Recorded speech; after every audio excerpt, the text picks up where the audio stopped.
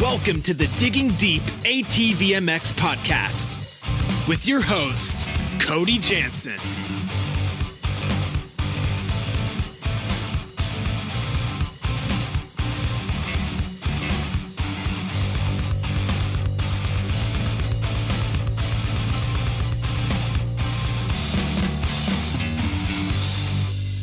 What's up, everybody? I'm your host, Cody Janssen, and welcome to another episode of the Digging Deep ATVMX podcast, episode 22, brought to you by CST Tires.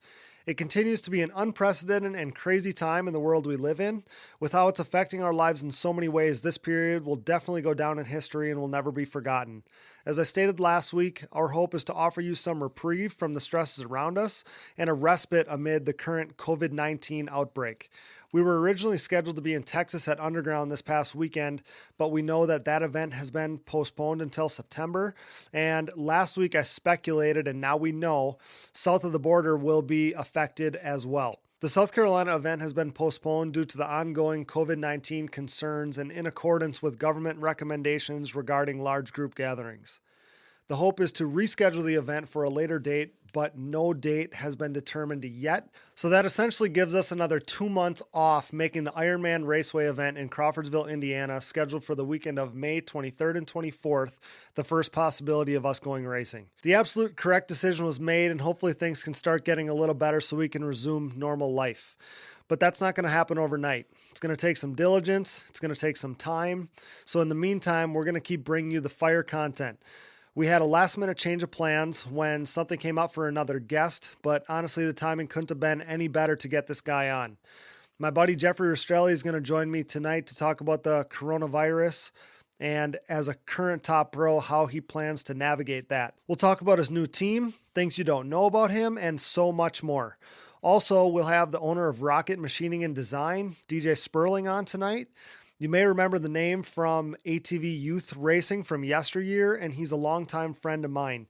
So excited to get him on to talk about his business, background, products, and more. You're not going to want to miss that. Exciting episode tonight. The timing is perfect, but before we dig in, let's hear from all the awesome sponsors that make this show possible. Thanks to our title sponsor, CST Tires, csttires.com. The Pulse MXR tire is the best tire on the market no matter what the terrain. Join the CST takeover today or prepare to be beat by someone who did. CST Tires, where passion meets the ground. Thank you to Motorsports Powerhouse and show sponsor Yamaha. We are proud to be partnered with the winningest manufacturer of the past decade in ATV motocross and the #1 OEM supporter of ATV racing. The Digging Deep ATVMX podcast is Team Blue Crew. Thank you, Yamaha. Check them out at yamahaoutdoors.com. Thanks to another member of Racing Royalty and longtime sponsor of my personal racing efforts, Valvoline. For over 150 years, Valvoline has been dedicated to innovating and improving your riding and driving experience. The world's oldest oil company still leads the charge with unrivaled products and lubricants. Thank you, Team Valvoline, for coming on board. We are proud to be partnered with Gripped Gloves. Gripped is an ATV rider owned and operated brand with the rider in mind and keeping costs affordable the goal. This Michigan-based family operation recognizes riders' desire to showcase their identity with eccentric colorways and crazy patterns, something not often found in the work of big manufacturers. Here to push stereotypes and limitations, Gripped is driven to produce a glove with cool colors and designs that won't break the bank. Get a grip on life. Check them out today at grippedgloves.com. That's GRIPT gloves.com and use discount code DIGGINGDEEP10 to save. Thank you to SSI Decals. SSI Decals was a key contributor to Team USA's winning efforts at the Quad Cross of Nations, Joel Hetrick's 2019 pro title, my national championship last season, as well as Chad Wienen's program that tasted victory in Daytona. Simply put, SSI is the decal choice of champions everywhere. Their track record speaks for itself. Champions choose SSI Decals for unmatched look and quality. Thanks to those guys. Check them out today at ssidecals.com. Thank you to DID Racing Chain and their 520 ATV2 X-Ring chain. Team USA, Joel Hetrick, and myself trusted DID's unrivaled chain quality all the way to championship victory this past season. Wherever you go, go with DID. Thank you, Namura Technologies. Namura, pistons with an attitude. Namura has led the charge in the ATV and side-by-side market since 2001 with their wide array of pistons, rings, gaskets, and industry-leading top-end repair kits. Visit your local dealer or online at namura.com. That's Namura.com. Also, a big thanks to Bronco ATV and UTV components. Bronco has been the industry leader in replacement hard parts and accessories for all makes and models for over 15 years. Whether it's electrical components, engine internals like rods and cylinders, suspension parts, or bearing kits, Bronco is your hard parts source when it comes to whatever you need for whatever you ride. BroncoATV.com. Thank you to Forworks Carbon for their continued support. Known for their hoods, seat covers, array of carbon parts, and so much more, Forworks is your one-stop shop to give your ATV a new and improved look with increased function for 2020. New year, new look with Forworks Carbon. Head over to their social media pages or website today. Thank you, Forworks Carbon. Thanks as always to Evans Waterless Power Sports Coolant. Upgrade to Evans now to avoid overheating and boilover next time you hit the track. When conditions are at their worst, Evans is at its best. Use discount code DIGGINGDEEP20 to save at checkout, evanscoolant.com. Thanks to DP Brakes, the unquestioned leader in motorsports and power sports braking. DP is the brand responsible for allowing Joel Hetrick, myself, and so many others to outbrake the competition every time we hit the racetrack. It's not too late to join the team, so act fast. www.dp-brakes.com. Thanks to Blenders Eyewear, whose Life in Forward Motion brand is the perfect fit to partner with our podcast. You won't find better shades for a more attractive price anywhere else. Use discount code DIGGINGDEEP20 to save on the trendiest shades on the market. BlendersEyewear.com. Thanks to Oats Overnight. Life is hard. Make breakfast easy. Simply combine with milk before bed and enjoy your to-go breakfast in the morning. Overnight oatmeal loaded with superfoods, perfect for athletes. Use discount code DIGGINGDEEP10 to save at checkout. OatsOvernight.com. Thank you, Mountaineer Brand. If you know me, you know I love my beard. That's why I treat it right with Mountaineer Brand's all-natural washes, oils, balms, and more. Use discount code CODY'sFave in all caps. That's CODYSFAV, Cody's Fave in all caps at mountaineerbrand.com. Thanks to Avocado Green Mattresses. We all know that sleep and rest are an important part of any athlete's routine. Avocado's line of natural mattresses provides exactly the support you need to ensure you perform at your best while doing the best for the planet. The Avocado mattress offers zone back support with an internal support unit, meaning whether you are recovering from a hard day of riding or relaxing on a Sunday morning, you will be experiencing next level comfort. With a 100-night sleep trial, free shipping and return pickups, and a 25-year warranty, getting your Avocado Green mattress could not be any easier. Step up your sleep game by visiting avocadomattress.com. And finally, we are excited to announce our latest partnership with Roman Health. On average, how many days would you guess that the average American has to wait to see a doctor?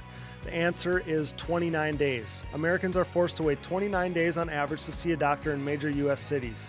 If you are dealing with a condition like erectile dysfunction, you want treatment ASAP. That's why our friends at Roman have spent years building a digital platform to connect you with a licensed doctor in your state from the comfort of your own home. Roman makes it convenient to get the treatment you need on your schedule. Just grab your phone or computer, complete a free online visit, and you'll hear back from a U.S. licensed physician within 24 hours. If the doctor decides that treatment is right for you, Roman's Pharmacy will ship your medication to you for free with 2-day shipping at no cost to you. You also get free unlimited follow-ups with your doctor anytime you have questions or want to adjust your treatment plan. There are no commitments, so you can cancel anytime with Roman. If you're struggling with ED, go to getroman.com/digging for your free online visit and 2-day shipping. That's getroman.com/digging for your free online visit and free 2-day shipping. From our new partners to our original sponsors, thanks for supporting the #1 podcast in ATV racing and for making this dream a reality for both us and our listeners. We pride ourselves in partnering with only the best brands inside and outside of the industry, so better your riding experience and your lifestyle by supporting the sponsors who support us. If you enjoy the show, the best thing you can do is support our partners. And if you're interested in becoming a partner of the show, shoot me a message or email today for more details. Once again, thanks to all of our sponsors. And now, get ready to dig deep with one of the baddest ATV racers on the planet. Enjoy. We're stoked to welcome to the podcast, brought to you by DID Racing Chain and their 520 ATV2 X-Ring chain. It's Jeffrey Rastrelli. What's going on, pal? Thanks for coming on. Thank you for having me, Cody. Really looking forward to doing this. Really looking forward to shedding some light on some things that we, previously talked about. Kind of just show people some things maybe they don't know, and also talk about current stuff. So I'm really looking forward to it, and it's gonna be good, man. Yeah, I appreciate you kind of fitting us in. I know it was a little bit of a last minute deal, so really appreciate you working with our schedule here. But taking it from the top, man, how's life? How are things down in Florida? Kind of crazy times out there right now. Yeah, it is crazy, and it's what's weird is we just got issued to kind of stay in like just today, Okay. and where guidelines are like, essential businesses stay open and whatnot. And what's weird is it's pretty much not changing. They're just putting a label on it, kind of like, I don't know. It was really weird. They're still allowing restaurants to stay open for carry out and stuff like that. And then like our business, we run an excavating business with heavy equipment and stuff, and we're apparently essential. Like in the Florida, the paper they released, I don't really know what it's called, but yeah, we're still going full bore. So I'm still training, still riding. I got private tracks, thankfully. So, and like, it's kind of weird that the whole world's kind of shut down, but for me, it's still the same old thing. Still pretty normal for you. Yeah. So for the listeners, Jeffrey and I talked yesterday morning. He kind of told me that everything's pretty normal there. Then I read yesterday evening that, that things are going to get kind of shut down in Florida. So I'm like, oh, I wonder how that's going to affect things. So that's kind of what's going on here in Wisconsin is, they have this shutdown kind of stay in order, but people aren't really listening. So I feel like we're at least been in this for a week plus now. And it started where people were taking it pretty serious. And it seems every day people are getting a little more lax. So I don't know if that's that doesn't seem like probably a good thing, because who knows if it's spreading like wildfire. I don't know, but I agree. Yeah, it's like there's less traffic and stuff in town, man. But like I said, I mean, it's like my normal life. It's just I haven't changed a bit. I mean, I still go to Starbucks every morning, and just little stuff like that. I mean, like my routine hasn't changed, and it's nice to go on runs and stuff like that. Like, I don't know, man. This, like I said, it hasn't changed much, and they're kind of putting this thing on us, but like it's not changing. Like they told us before this that we should probably stay in, and some places closed down and stuff. But yeah, it's pretty much the same thing. Just put a label on it. Yeah, it's crazy. Like for us, we're going on probably week 3, the third full week of like no gyms are open. Obviously you can't go dine in anywhere. Like there was pictures spreading like crazy at the beginning of this, because you walk into Starbucks and there's not a thing in the building. Like you can't sit down, you can't, none of that stuff. So I kind of briefed it at the beginning of the last episode, where kind of like saying, hey, like the stuff that's normal right now, like if you would have told us this would have been going on a month ago, you would have been like, dude, there's no way, not in the United States, not where we're from. Like that'll never happen. And here we are. Sure. That's like what I told you yesterday. You get a crazy old homeless man that walked up to you, a month ago, that's like, oh, there's going to be a world epidemic and the whole world's going to shut down. You can be like, dude, man, you're on some serious stuff. You need to go somewhere, and we wouldn't have believed them, but here we are. Exactly. But, exactly. Crazy. The only thing that, I wish everybody be safe and stuff like that, but man, I just want to go racing. I just want to go redeem myself, because Daytona wasn't where I wanted it to be. So that's I'm just itching. I'm just itching to go racing. That's pretty much it, man. Yeah, exactly. You're kind of leading into where I'm going with this, but yeah, the biggest thing is that it's great to hear that you guys are staying safe, staying healthy down there. That's obviously what we want for everybody. That's the biggest thing. But yeah, let's get into the racing a little bit. We know that south of the border is postponed until a later date at this point, which basically means you have 7-8 weeks off now at minimum before we could possibly go racing again. So I mean, when I say that, like, what goes through your head? I don't know. It's kind of frustrating. I mean, honestly, just the point where I knew I was coming into Daytona with the new team, and my fitness and my mental health and everything is just, it just really sucks, but I'm just going to, stay in this mindset that I have stay focused and keep clicking away, man. Like I look at it like this. I go to work like every winter, you know, and this year, if I didn't get the call from Phoenix, I was done. So I kind of wasn't doing anything, which is unfortunate. Like I should have been, but I didn't know if I had a ride or not. So I was just going to work and living a normal life. And then I got the call from David Eller, you know, at Phoenix, and yeah, I wasn't in any shape, way, or form ready to go racing at that time, you know. But I look at it like this: with this 2 extra months, my fitness is just going to get that much better of what I already was. I was already ready to go racing and race with the best in the world. And in my mind, I could win. And to have an extra 2 months, shoot, you know, it's going to be really good for me. You know, just consider I only had like 2.5 months to get ready. So say you have 4.5, you know, 5, man, that's going to be good for me. Really good. Yeah. I mean, I love that's kind of my outlook. If I was in your shoes, like I'm a glass half full kind of guy. So, you know, kind of to put a positive spin on it, like, hey, let's prepare that much more. Let's get ready. So we're, you know, as strong as you could possibly be, at the next gate drop. I think that's the way I would look at it too. But I mean, like, safety is key, obviously. We all want to go racing, but safety is the biggest thing. But, Absolutely. you know, I can't imagine what it's like to be in your shoes, because I'm sure you wanted to go show everybody what you were capable of after the way that Daytona went. And now it's like you're having to wait that much longer. It's like there's just got to be this building urge just to let it all out, you know? Especially in Texas, like I've always been really fast there. And even though last year my results weren't the best in the mud because of my bad hole shots, but before the mud came last year, me and Joel were duking it out for the fastest qualifier. I mean, like each lap I'd come in and they're like second. I'm like, all right, you know, like, and I go and I'd click it off. And they're like first. All right. Like that's what I'm talking about. And just second, then first, and second. And Joel got me like the last lap. And I've always been fast there. So with how my mindset was this year, where I wasn't in the best of spots last year, to know going there that I've always been fast, not just last year, but in every year, my fitness, everything. I was just chomping at the bit to go to Texas, man. I was just chomping, like please let us race this race, and then maybe postpone. I just want to get redemption on what happened at Daytona. It didn't show what me and the team have. You know, it was a fluke thing, and Yep. and we struggled to the day. But you know what? Everybody struggles, and we were going to go there, and me and Joel were, you know, going to go and kick everybody's butt. That was the plan, of course, you know. Yep. And you know, it's just the redemption for me. You know, Joel finishes second. He's like, all right, well, I don't know. I feel like it's a little different mindset. Like I finished 17th.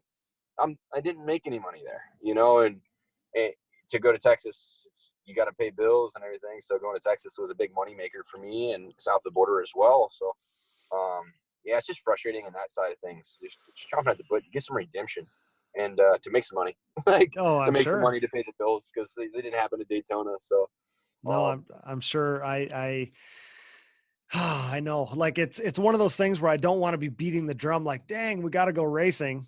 yeah, Because sure. that's what we all want to do, obviously. But Yeah. like the right decision is being made, you know, with Absolutely. some of the stuff you're seeing going on in places in the country. So I'm not trying to belittle it, but yeah, man, I've been getting messages nonstop from people like, oh, what's going to happen? Like, and I don't have any inside information, obviously, like, you know, the AMA guys and Harv and stuff, like he's been keeping me in the know, but like nobody really knows what's going to happen. And It's all really up to the government, I would imagine. You know, if they put another, you know, I don't know what it's called, but another, you know, ban for people to be outside or whatever for another 30 days, it's really up to them. I think once that gets lifted, I think then we're good. You know, I think it would be back to, resume back to normal. But, yeah, I really feel like it's, you know, above even the series to make that call, you know. I don't think we'll know until, you know, the government makes an announcement, you know, something like that. Yeah. I mean, what I've been telling people when they ask me about it, what's going to have to happen, because we're still like on the uptick right now, right? So things are going to have to basically stop getting worse, and then they're going to almost have to plateau and almost like start to come down the backside before things are going to be able to go back to normal. It's a real bummer. It's a real bummer, but this has been like the first week where I started to think, like, what if this happens all summer long, because they're talking about, and I never know what to read, what not to read or whatever, but I know it's so tough now. I know, but I read yesterday, or one of the guys in the shop were showing me that it's supposed to peak here in the third week of May. Well, that's when we're supposed to go racing. So Crazy. That's truly the case. I mean, I don't know what's going to happen, but yeah, so let's talk some more racing stuff. We don't got to get into that any farther. It was more the less I wanted to touch on the fact that, you being a current top level ATV pro, I wanted to know kind of what the virus and all this changes, and kind of, even though we have like a date, like a light at the end of the tunnel, it's also not concrete, right? So I kind of wanted to just know what your schedule is like, and kind of, but you're saying everything's kind of been normal for you so far. You're just going to keep preparing and be ready to go whenever we get to go racing. Yeah, for sure. If I feel like public tracks, like a lot of public tracks around me are closed, and I'm fortunate to have, my track, if I need it, out about 45 minutes from my house, and I have another Supercross style track that's private, and I can stay up on my fitness and stay up on my on my riding and everything. And so, and I live on 5 acres, so I got a little space. Like, if it was come down to where they didn't want us to be outside or this, that, and the other, well, I got plenty of room, so I can come outside and do an outdoor workout, or rip the TRX 90 in my yard, or anything. So, man, I just, nothing's going to change for me other than maybe, working a little bit to make a little extra money while we got the downtime, like I work today. And, but yeah, my main focus is obviously still training and riding. I mean, I work once or twice a week, maybe right now, just to keep the funds flowing. But, yeah, man, just trying to better myself every day. Like I died this morning. I've been running a lot, and I didn't run last year, and I've just been running a lot since this happened. And man, I've really been enjoying it. It's been really fun doing long distance stuff and longer distances, 5+, and just having fun with it. Just enjoying that I get, I'm getting paid to still ride a 4-wheeler and go train. Like that's what I look at every day when I wake up, and you can't beat that. No, you're exactly right. I've been doing a lot of the same thing too, because like I said, the gyms are shut down, so can't do my normal typical treadmill runs. I'm outdoors doing it. Today it was nice, dude. It was like 50, which was sweet. It's been nice. It's been like 30s when I've been doing it, so like can't feel my fingers, my face is all cold. But no, so I get that a little bit too. But yeah, so you talked about being in the best shape of your life, right? So I mean, how do you try to maintain that while not burning yourself out in the meantime? Like, is that a thought of yours at all? It's possible.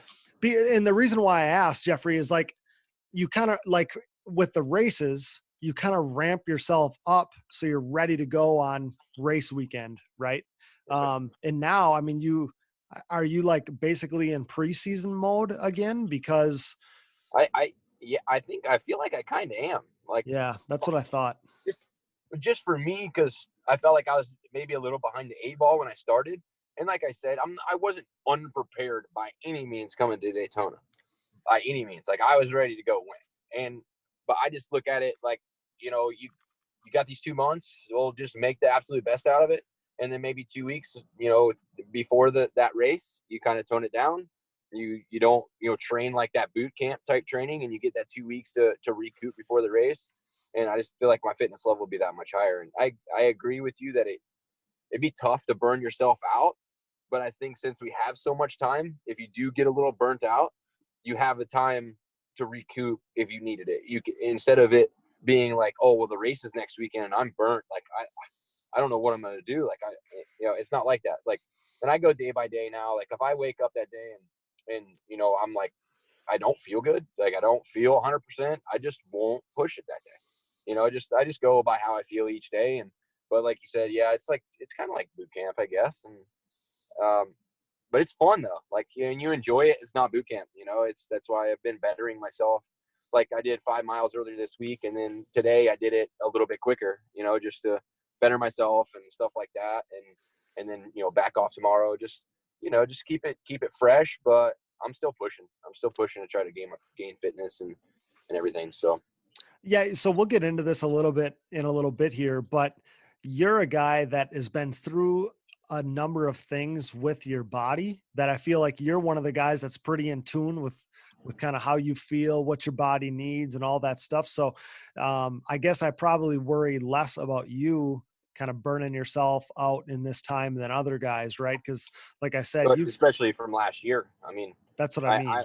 I learned huge last year of what it could do if I came home stressed and not having fun and training hard. I knew the outcome last year, and it was not anywhere I need to be ever again, mentally or physically. And yeah, I won't ever go back there because I'm racing. Like, I don't know. I think David came in and gave me this chance. David Eller gave me this chance to race for this team, and it kind of took that away. Kind of took that stress that I don't know, that it wasn't fun because I had to work, I had to race, I had to train, I had to ride. That made it, not so fun. So him coming in and picking me up, I think that helped me a lot with the stress part and allowed me to bring the fun back into it.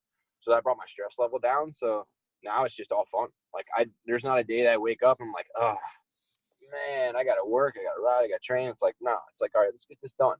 So, and like you said last year, I dealt with that, and like when I felt down, I just kept going, and I know now that I can't do that. So, yeah, like you said, it'd be in tune with my body. It was, I've never been the most, I guess, fit, but there's been repercussions from past injuries that I think have made me suffer in that. So, I agree with you with knowing what my body needs because of the past few years of learning and stuff like that. But man, I think it was big mental. I wasn't having fun is what a big deal was about it. And that he brought that back. So I think we're going to be good, man. No, it's a great opportunity for you, obviously. I think like, yeah, we talked about, even going back to last year, we talked at the end of the season kind of, that, and you could tell maybe as an outsider, but you just weren't having that same kind of fun anymore. And, you could tell it just like, it can be a grind, obviously. But anything in life, when you're enjoying it, when you're having fun, that's when you're going to be, kind of the most successful. I think I've preached that a number of times on this podcast, because I know, kind of that I've been through that myself, I guess. But yeah, I mean, great to hear that you're having fun. And let's talk about that opportunity a little bit, because, you're on a new team this season, on the Phoenix Racing Honda team. So tell me about that. How's that been? I mean, obviously we know it's only been one race so far, but, how's it been being under the new tent? Oh, excuse me. It's an amazing team, man. David's done a really good job. If you ever look up anything, I mean, there's never been a team, I don't think, of all teams that have GNCC, bike and ATV, GNCC, and then motocross, dirt bike, supercross, dirt bike, and then ATV motocross as well. I mean, David's really, man, that guy's unreal to put something together like that, to be able to have that kind of team and that kind of stature is amazing. And that's the first to do that, and to him incorporate us with that. And the dirt bike guys are cool. And Kyle Peters, Jace Owen, me and Jace talk all the time. Those guys are cool, man. They respect what we do because we train at club with them, and they see what we do and they see what it takes. Like I did a workout with Kyle one day at the shop when I was there, and it's just it's a good environment, and everybody there is in good spirits, like all times. The dirt bike riders, like we always joke around and just joking, just shooting the crap. And like we had a photo shoot one day, and the dirt bike guys were there, and we were all just joking, man, having a good old time. So it's just to be surrounded by people like that, it's tremendous. It's great. Yeah, absolutely. Having a good team atmosphere like that is obviously key. So talk about, the way it's worked out for that team, obviously, and having the bike guys and ATV guys and all this different stuff. that couldn't have worked out any better with you guys being at club, because you could kind of all be in the same spot. You know, you're riding different tracks and stuff, but you can coexist. That had to be pretty cool. Like the videos and stuff, seeing you guys, and then even on like your Instagram story, kind of taking videos of the bike guys and stuff, like that was a pretty cool thing. I feel like the dirt bike to ATV relationship is almost like better than ever, and that team might have something to do with it for sure. I agree 100%, because I think that everybody doesn't see like our pro stature a lot. They don't see what we do and how much it takes and how fast we really are. And like even a couple of guys there, some fast dirt bike kids, they're just like, they're mind blown.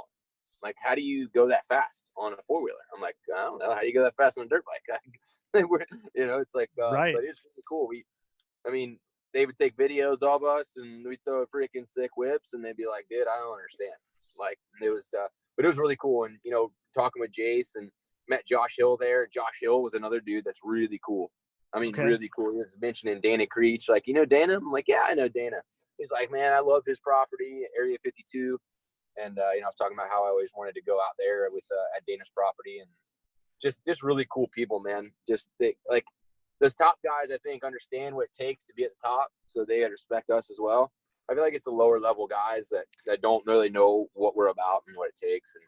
And I think that's, now that we stayed at club with a lot of amateur guys, I think they're kind of spreading the word that you know, we're bad dudes. I mean, they were posting stuff, Phoenix posting stuff, clubs posting stuff. So it's really cool, and to have that side, you know, the dirt bike side, to, you know, have some more respect for us.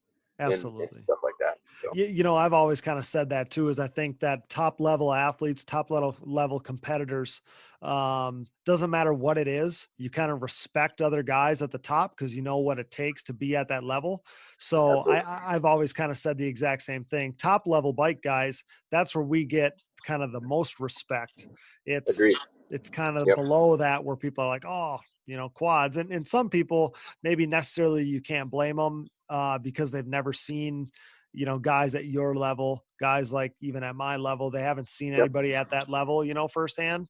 And as soon as they see it, that's what you're talking about, that they can't believe it. So, so we talked last season, you know, and you said that at the end of the year, there was possibly some things in the works.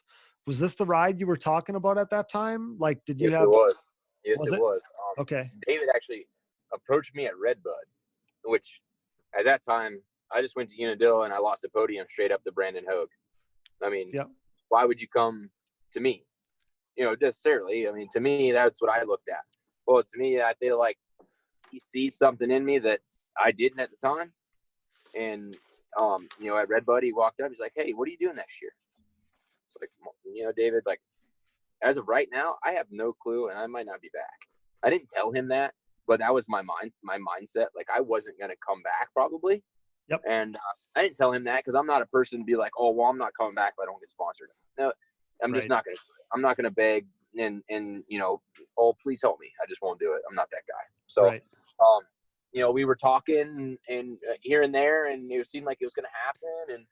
And then I got a call, man. I was sitting on the skid steer one day, and I got a call, and he's like, all right, man, let's do it.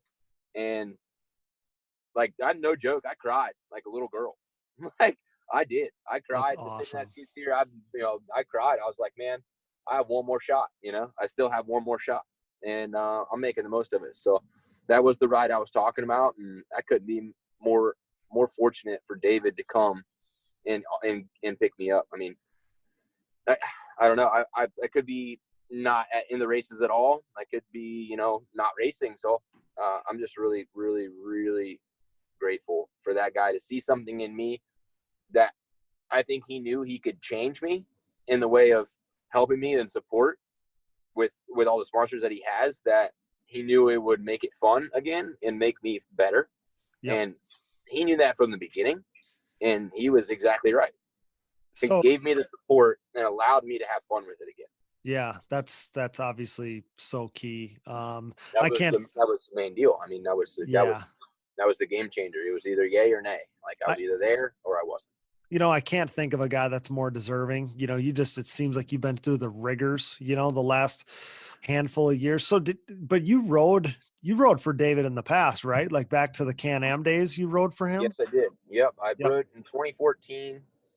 Well, 2013, 2014, and 2015, I rode for David. Okay. And then, like, it was just a mutual parting. Like, it wasn't, anything bad or anything. Oh, no, right. He went, I think, I'm not sure if he sponsored Joel the next year or what. I'm not sure, but 2016, yeah, it was. I think he picked up Joel and started the team in 16. Okay. I believe. I think you're right. Yep.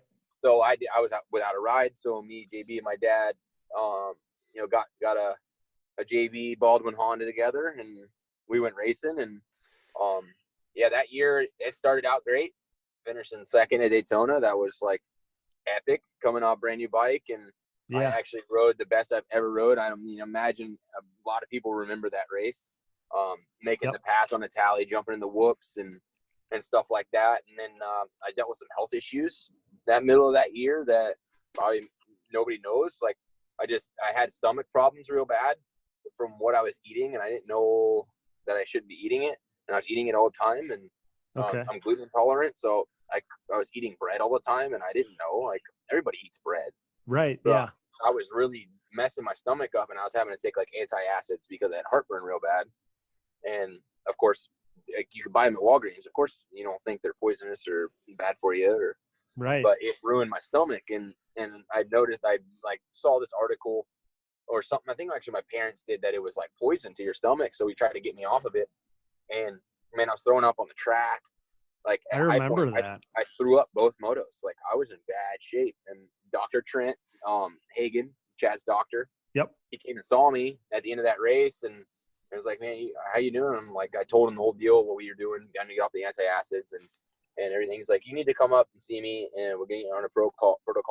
I'm gonna change your diet, and we're gonna get you healthy."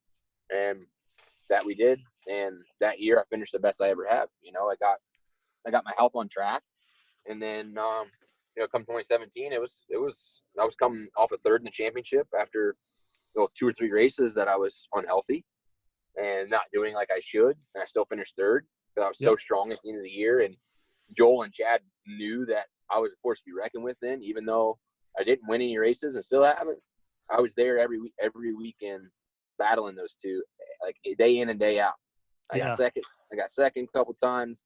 I got third. I never won, but they knew I was going to be there. So going into 17, I was gung ho, and I had a really good year going, and had a really, really bad concussion that year, in the middle of the season. And it was so bad. If you ask me, I shouldn't have rode at least for 6 months. And then I rode the next race 3 weeks later. I should have not been on a machine. It was stupid of me, honestly, but I couldn't sit there and watch these guys race when mentally I felt fine. Like I felt physically fine. I wasn't, but to me, I can race. If I would have hit my head there, if I would have hit my head again in that probably 2-month time frame, I would have been in really, really bad shape. And I just shouldn't have done it. I shouldn't have raced. That's a crash that you had at home, right? Yes, I had it at home. A ground wire actually broke on the face of a jump, and I went over the bars, and the bike smashed my head into the next jump face, and fractured my skull. My face was really swollen. I couldn't open my jaw hardly. My eyelid's still messed up. I still have a half open eye. And I came back, and what was crazy was the next race at Ironman after that concussion. I no joke, still to this day, say it was the easiest podium I've ever ridden in my entire life. I don't know why, but it was just, everything was so easy. I just went out there and rode, and I finished third, no problem. It was just so weird. I told Thomas this, and he might not recollect it. I told him, like, man, like, I'm not trying to bash you or nothing, but for some reason, that was the easiest race I've ever ridden. And I just came off a massive injury. And then as it progressed, as I went on, I got worse and worse. And that off season, I wasn't feeling good. Came back 2018. I found out my testosterone levels were low. This was wrong. So I was trying to get on testosterone therapy to help me because I was struggling so bad. And come to find out, came from my head injury. So all of 2018, I was They said I had the testosterone level of 85-year-old man. The guy said, how are you even really functioning properly? So I don't know, man. It's just, I have no idea this was wrong. Right. So all 2018, I struggled with that. And, you know, I got on testosterone therapy. Well, it gave me such bad arm pump that I couldn't even ride. I'd ride 3 laps and I couldn't hang on. So I'm like, I'm between, like, what do I do now?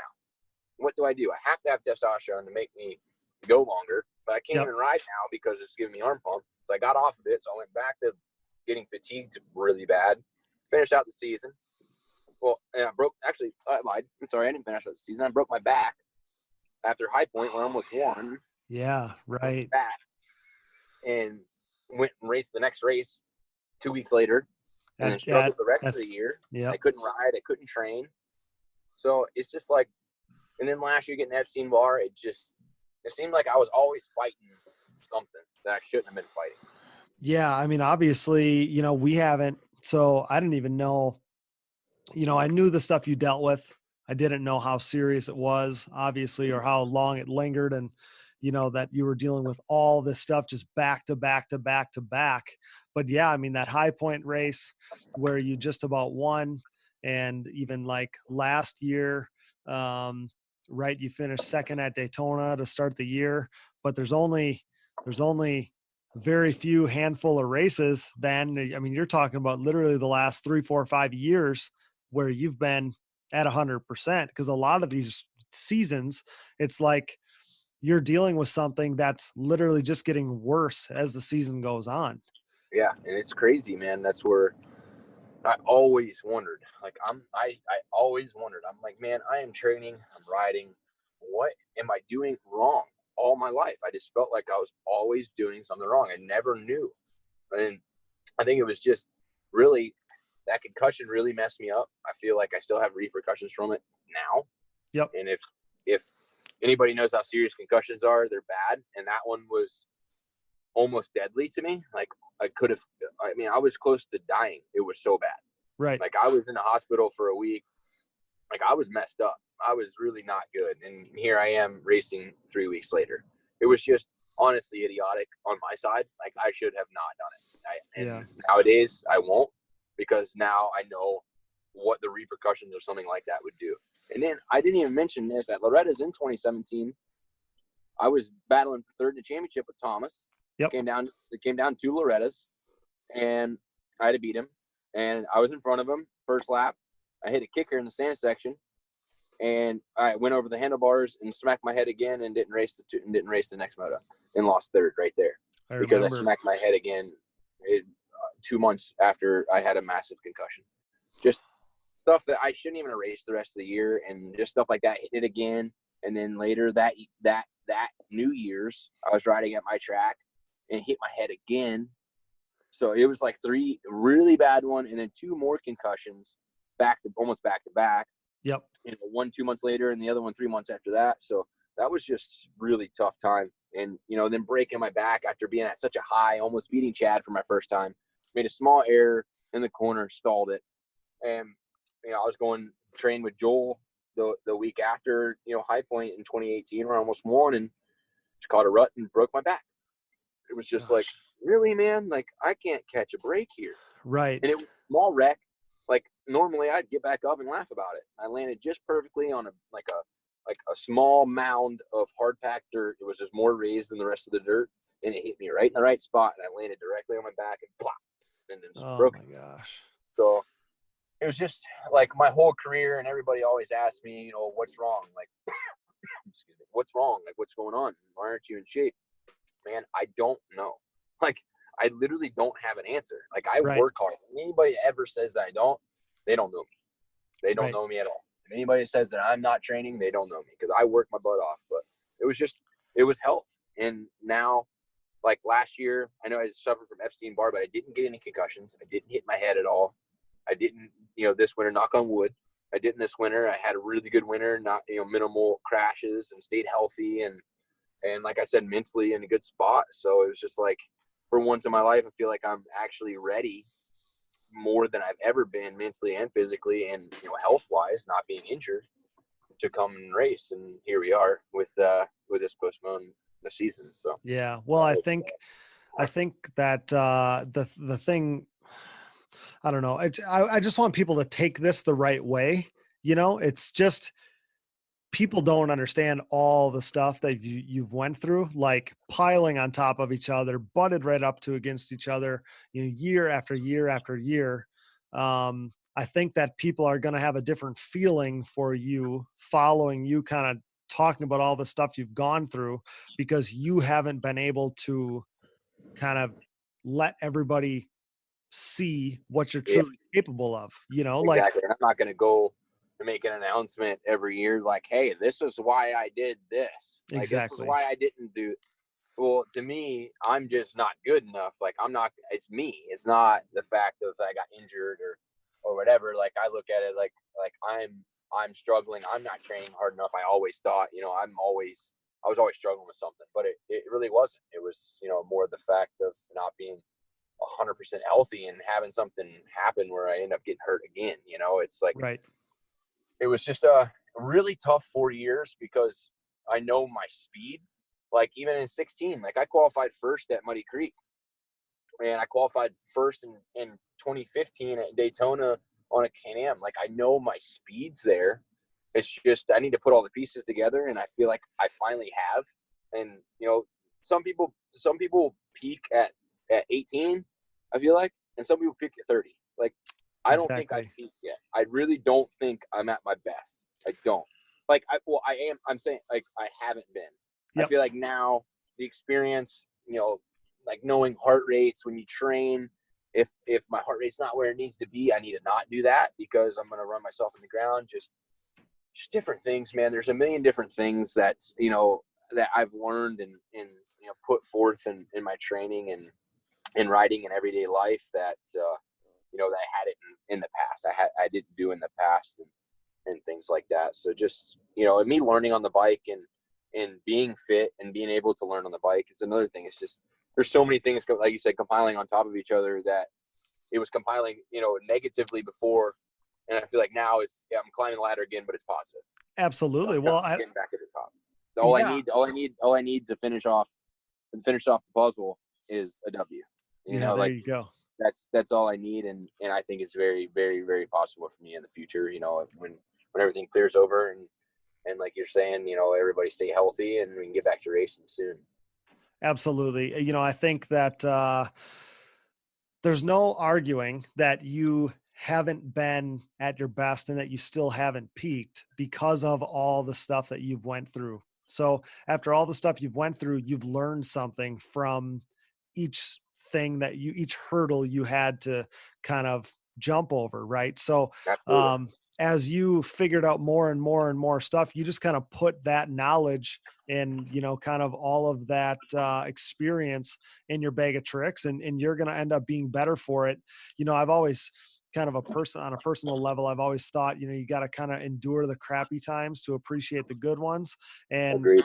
Hey, this virus might just have everything on pause for a little bit longer, but in the long run, I think it's going to all pay off. I mean, the real Jeffrey Rastrelli is going to show himself. So newsflash, you heard it here first. Don't count out Jeffrey Rastrelli when the season starts back up, because that's right. he's telling you that he's going to be at at the truest level that he can show, because the last handful of years he hasn't been, after all the stuff you went through. So before I let you go, let's talk about Daytona a little bit. Obviously you had already said, you haven't been able to kind of showcase, how your level of riding, I guess. So the Daytona just seemed to be kind of the same way. It was like you had kind of hurdles there even too. So just tell people how Daytona went for you, and obviously it didn't start out the way you wanted to, but tell us what happened there.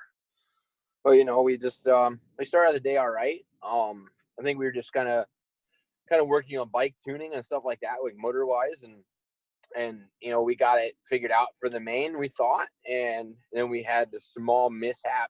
Like in the heat race, we were having a mechanical of some sort. We didn't know what, but we just wanted to change the engines out just to be safe. And I think it was just a little error you know, that was made that allowed that motor to come apart in the first lap of the main. And, you know, it is what it is though. You know, the team worked their butts off all day for me.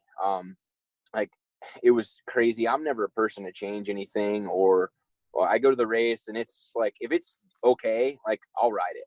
But there, man, I was changing gearing every time I came out the track. I changed suspension every time I came out the track. It was just something I was trying to find and I didn't find there, but we will have that figured out the next round because none of us were, you know, so happy about it, obviously, because even, you know, David, you know, he hired me to go win too. I mean, I'm there to win and he's there to win. He wants to win. So, Right. you know, stuff happens, you know, I mean, look what happened with Joel last year. You know, sometimes it's out of your hands, you know, and sometimes it's out of anybody's hands. So I don't really even know what happened with the bike. You know, I don't know whose fault it was and I don't care. You know, people make mistakes and I told them that after the main event. You know, the old me, I would have came back and I'd have been freaking ranting and raving and throwing stuff. And then I pushed my bike back to the hauler. I put my shoes on and my gym shorts and I went for a 3-mile run while those boys were still racing. Like I was mad, but I went and blew off my steam. I came back. I thanked them very much for working their butts off for me because they worked hard, really, really hard all day. And I said, listen, we'll get them next time. Everybody, you know, say, oh, we're sorry. I said, hey, man, don't worry about it. I said, I'm in a good place. We're going to be in a good place in the next round. Let's just move on. That's all I said. And, you know, me in the past, I would have dwelled on it and I would have been very frustrated for probably a month about it until the next race. But I brushed it off right then and just, you got to look forward. Like I said, my mental state now is so much better that I know that everything was going to be all right when I showed up to the next race. Yep. Because I was going to go in, I put my work in, I'm ready, I feel good.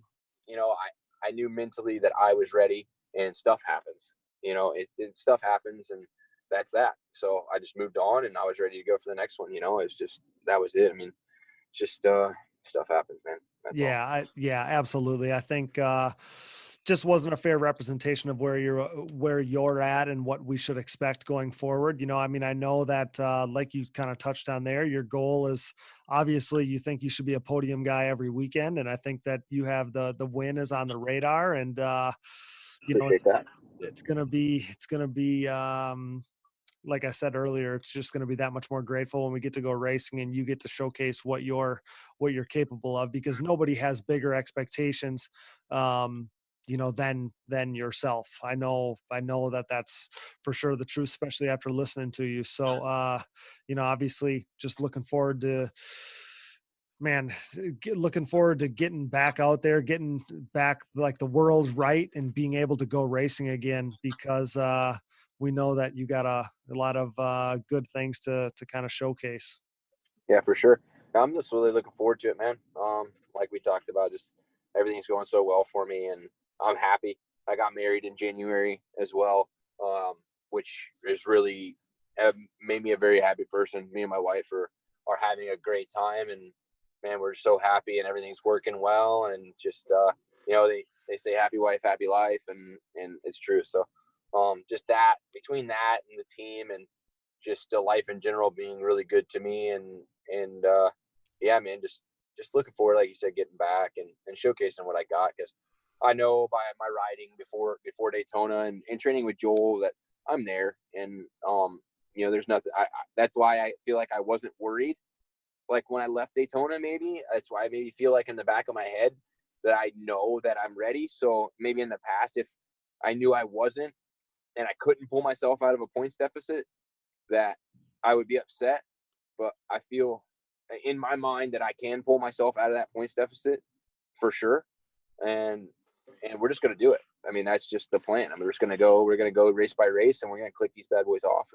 And I'm going to shrink that deficit, you know, if we go back racing, which we should, but yeah, I plan on shrinking that and putting that Phoenix Racing Honda, you know, up on the podium each and every round and giving them the exposure, you know, they deserve as well as me. And just yeah, just looking forward to it for sure. And I'm really happy you had me on this podcast, Cody. And I've been really, you know, looking to talk about my racing career and stuff like that from the past to the present, especially showing people that, you know, I didn't want to tell people that this is why I'm struggling, but that's why I was struggling in past years. And everything might look good on the outside, but we're not always healthy like everybody thinks we are, and that's another really tough point of this ATV motocross, series in the pro classes, and stay that long. And another thing with this break is to stay healthy for that much longer and train that much longer. But, we're staying good, and we're going to make the most of this time.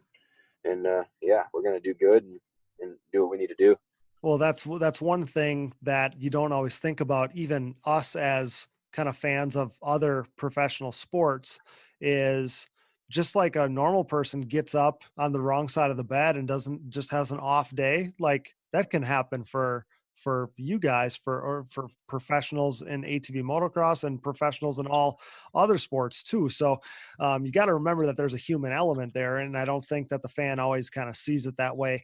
Now, just kind of like you said, you have only been a fraction of yourself for however long, after problem after problem after problem after hurdle after hurdle after hurdle. And I just can't wait till we can go racing so you can show people what you're capable of. Because I was going to say this before, Jeffrey, but I think a lot of the reason why people say what's wrong, that's because a lot of us, so many of us, know what you're capable of at your core. We know like that you winning races and being the fastest guy on the racetrack is inside of you. It's just now it was great for you to be able to tell people like, hey, I've been being held back a little bit, but we're ready to rock and roll now. Yeah, for sure. And you said that very well. It's definitely the truest of true things that you just said, that I have showcased what I'm capable of a few times, and that's why people are asking me what's wrong. Because like David, for instance, knows that I have it in me. I mean, if he didn't think that I didn't have it in me, he wouldn't have hired me on that very prestigious team. So, right. To be teammates with Joel and to have another freaking Honda up there in the podium, that's what we want. We want a freaking Honda, another Honda up there, So Absolutely. he sees it, and I know I'm capable of it. Like you, we talked about it, and and just I think a lot of people do, and we're gonna show it. We're gonna show it, and we're gonna have fun doing it, and that's where it's dangerous. And we talked about that before, is where if I have fun, man, it's bad news, because I'm just like, I don't know, and I have fun and everything gels. I'm wheel tapping, wheel tap this, wheel tap that, freaking jumping this. Like it's a lot of fun to me when I'm able to have when I'm able to feel good mentally and physically. It's a lot of fun, and that means I go fast. And that's where at Daytona I showed up. I'm like, man, I'm having fun, so watch out. And it didn't show it, but you know what? We will. It's not over yet. It's never over until it's over. So look at any past championships. Chad can have a mechanical or Thomas or anything. It just, we all had them. We all had them last year.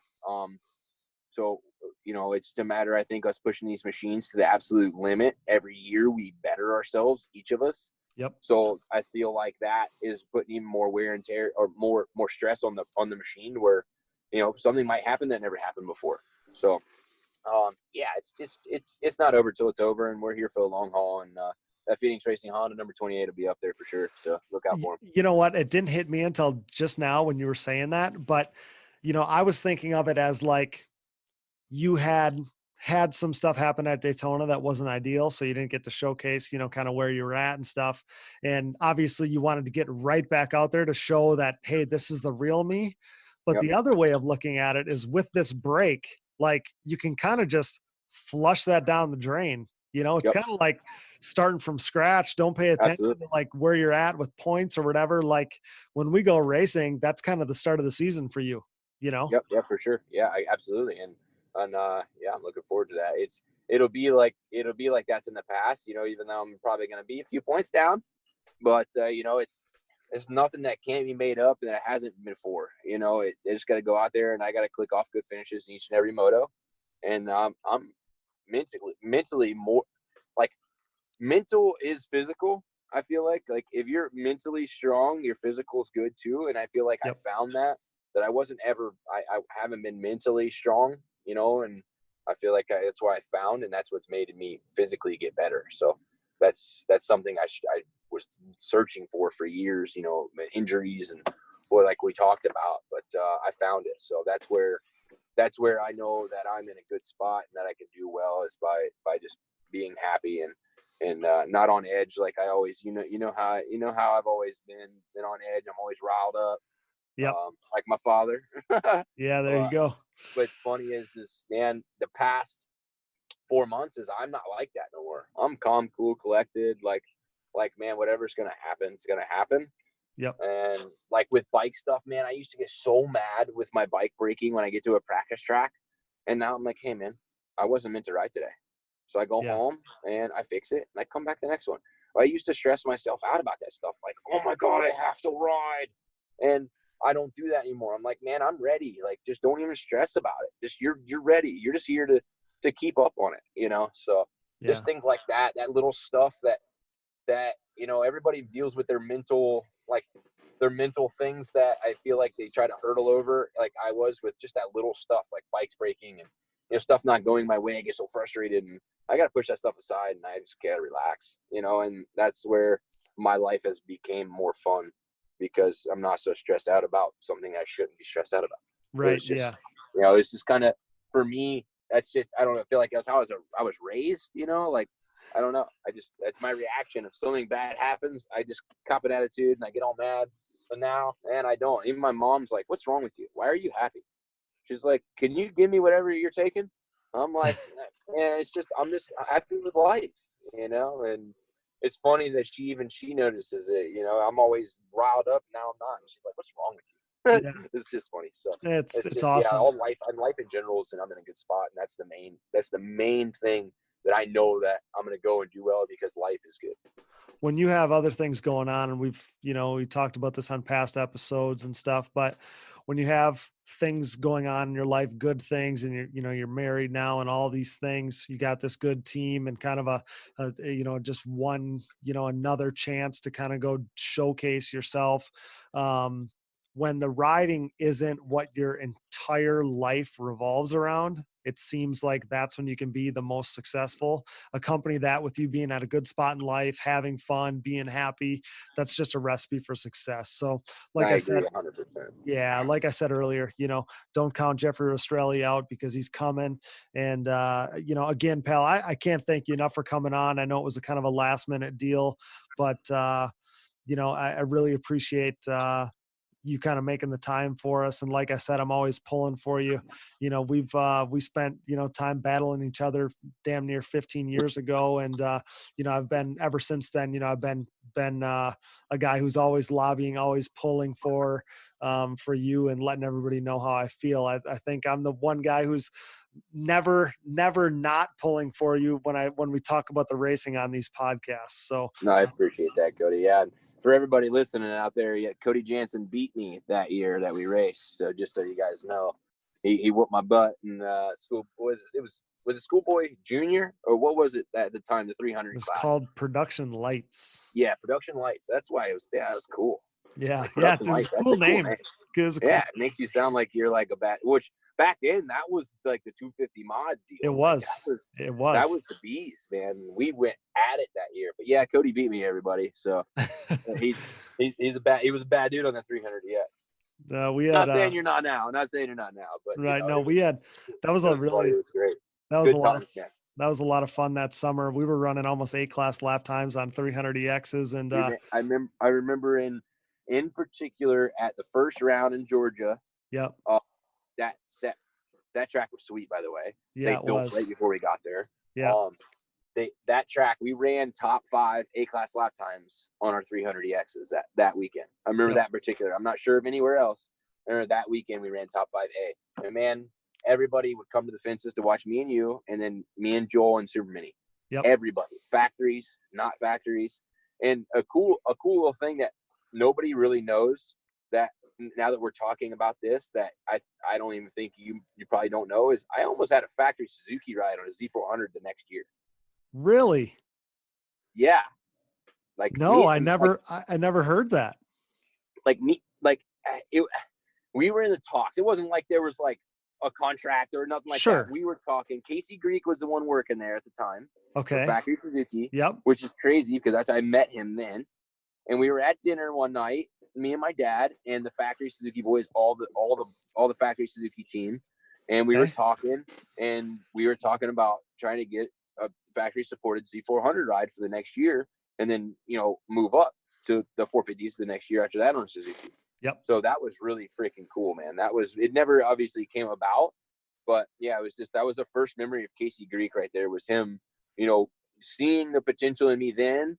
And knowing that in the future that I could possibly be a top pro, that he was trying to help Suzuki out, I felt like, but hey, man, you need to get this kid on a Z400 for next year. Just give him a bike or two, and then go to 450 the next year. And that would have been a career changer for me, right then, to get in the door right away and stuff. But unfortunately, and what was it, 2010? 2008, they were talking about it. 2009, I rode a 400, and then 2010, they pulled it after the year. They pulled their support. Yep. So it was unfortunate, because I feel like if they would have stayed and the economy wouldn't have crashed at that particular time, like even in 07, 08, I feel like I would have had a ride. Sure. As a amateur coming through Suzuki, that's where I feel like if the economy didn't dump, then and then everybody was losing money. So that's kind of a cool fact that I had never told nobody, really, because I don't want to hype up it was almost Factory Suzuki. No, but it's cool. It's cool. But it was just really cool that was my first experience meeting Casey, and then now we're here 15 years later. 13 years later. 13 years. He's my suspension guy. Yeah. It's just really cool, and we have a really good relationship, me and Casey. And we shoot the shit all the time. It's just really cool to date back then. That relationship then started almost with him getting me a Factory Suzuki ride. Now we talk on the daily about suspension and everything. Awesome. That was real cool. But, that's cool. You bring up Suzuki from back then, and I just remember, because people got to understand that it was pretty much the 2-man show between you and I that summer. And so I was watching everything you're doing. Right. And I remember, I'm pretty sure you went and stayed with Chad for a little while, right? Yep. I'm I was so mad because Chad is my hero, right? And now my arch enemy of the summer that I'm battling against is staying with my hero. I'm man, I was so bummed. Yeah, that's so funny, because that year, it's so funny because me and Chad were I felt like he took me under his wing, when I was at that age, the 07, the year we raced, in 08, and then kind of 09, it didn't go away, but it was less, because he had more on his plate and stuff, because he was factory, he had a lot more stuff to go on. But man, it was really cool to go, because he was my idol, of course, too, but he took me under his wing and was hey man, we're going to my house and we're going to train and ride, and excuse me, and it was awesome. And I rode at his track, man, on my 08 stock. It was stock with some BP shocks on his track, and wow, that place was insane. I was 14 and I just got on a 450, and I'm looking around, and I'm what? I have to jump this stuff? And he's off, I'm no. So I'm watching him, and I do one jump at a time, and I watch him do the next one. I do the next one, and then my head pipe breaks, and I was oh, thank Lord, oh, thank you, gosh, I do not want to ride this place. I'm 14. This is way too high caliber for me. Yeah. So it was just a funny story. But I remember another thing with Chad that's a funny story is before he even got hired. Maybe it was before 07, might have been 06, but 07 at Daniel Boone, I had a Z50. I have the Z50 in a 93 Honda Z50. Yeah. I was putting handlebars on it, and he came over and he spent an hour and a half with me, putting handlebars on my Z50 and laughing and shooting the shit. It was just real cool, and now here I am 13 years later, and he's my one of my main competitors, which is just, it's really awesome to go through all these years, me and you racing, and to see, now where we're at and being friends with these guys and being competitors and going day in and day out. Man, I used to look up to this guy, and now, man, I don't like you as much anymore because I got to race you, but I want to Right. beat you like so bad. But I like you because you helped me out in my younger career, but I want to beat you so bad. Like, I know. it's a funny relationship to, to think when you think about it, and it's really cool. And yeah, I mean, we had some awesome battles that summer. It was like, I mean, we actually, I won 4 out of 8. I think you won the other 4. I did. I think we split it down the middle, and I had a couple bad races, and you got me. But I think we split it right down the middle with 4 and 4, because I don't think Jason ever won one that year. He never won one that year. No, we won them only all. we did. Yeah, we won them all. You So had one bad race, particularly, I think, at Taylorville, Illinois. Something happened, and that was kind of like the straw that broke the camel's back, because I think the points kind of stayed the same after that kind of mid-season race or whatever. But you're back and forth, moto for moto. I mean, most of the time it was, moto for moto. You'd win one and I'd win the next. It was kind of crazy. And what people don't know, we don't got to go into this any farther, but what people don't know is before the last race of the year, I was riding my pit bike at home, and I tore my ACL, MCL, and meniscus and chipped the bottom of my femur off. And I had to race the last race with that. And I got the whole shot on you, and I think must have been the second moto. And I literally pulled over. I'm like, you can take it. Like, I'm not mess. Cause if I didn't land jumps just perfect and stuff, it would give my legs such a stinger, cause there was nothing between my upper leg and my lower leg. I never knew that. Yeah, that's crazy. We didn't try to tell nobody, but I hear you. Kind of like what we were just talking about, you're not going to be like, oh, well, I was hurt. And no. It's just, that's part of it. It's part of it. It's fun to talk about that, because that was probably my most memorable summer ever racing. Even you prior to that had raced little bikes. You had raced 90s and stuff on the national scene. I really had never done that other than a couple races on a blaster. And it was cool because when I was younger, even guys in amateur classes, but if they were known guys, I mean, I looked at them like pros. So even though you and I were basically the same age or whatever, but I looked at you as oh my gosh, Jeffrey Rastrelli. And now I was racing with this guy and whooping my butt. What do you mean? I was racing and whooping up on him. And then I remember even the years after that, you were racing the whole series. And back then I wasn't, for a handful of years.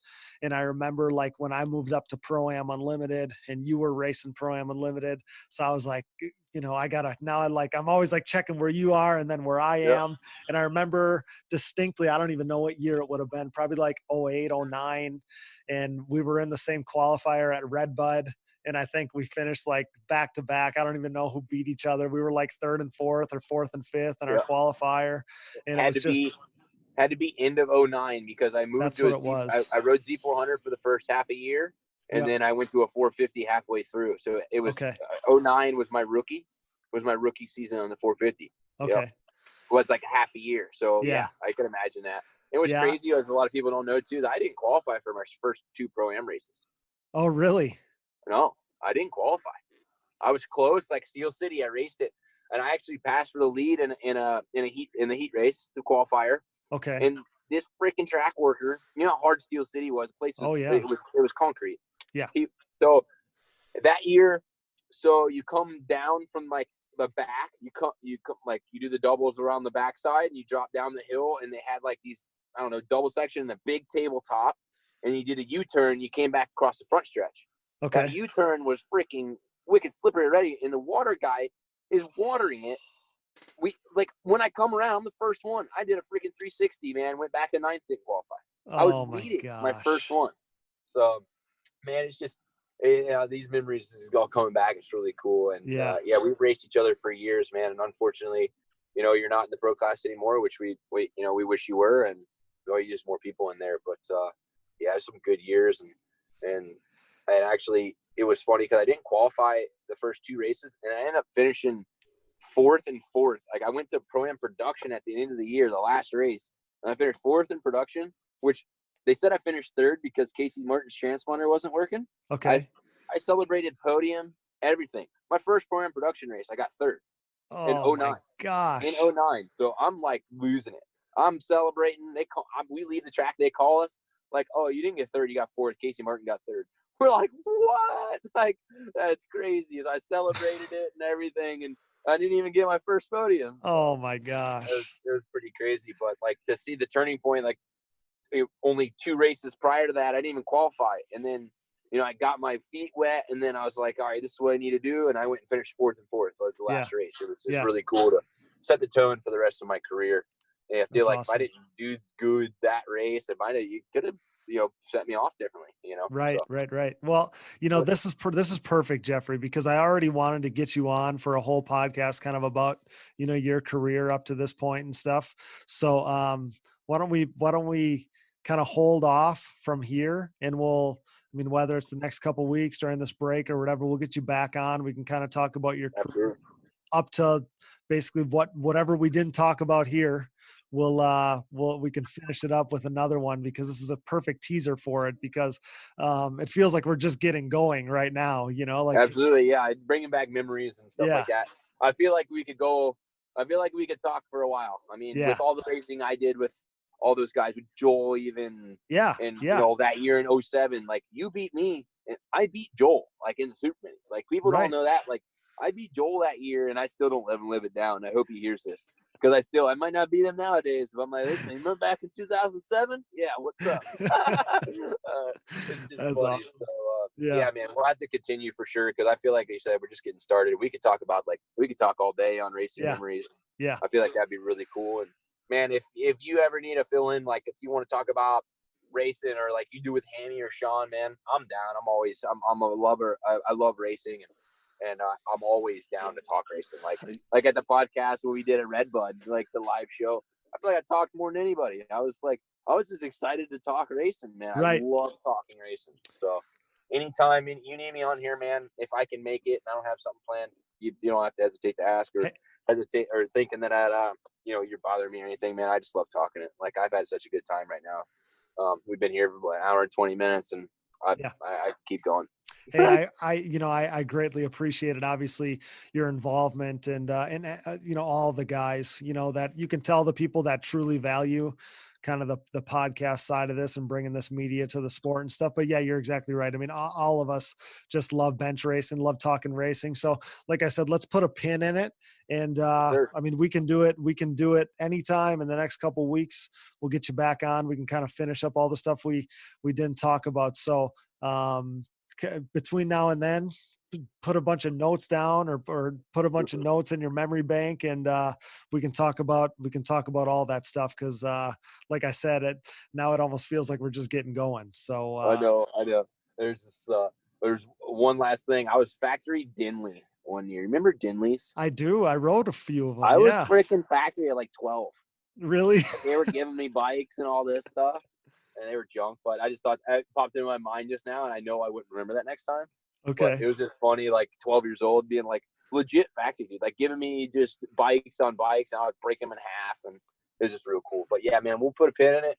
We'll get back on here, and we'll talk old memories and racing each other, and Jason, like racing Jason Connell and all those boys, like Mark Maddle, and you had a battle that one year, and like it was good. Like we could do a lot of talking for sure. So yeah, let's thank you for having me. Thanks so much, and thanks to Dallas for being back there and behind the scenes and doing some good work, and you, Cody, of course, and bringing this podcast to the ATVMX world. And it's huge, and it needed it. It needed to be.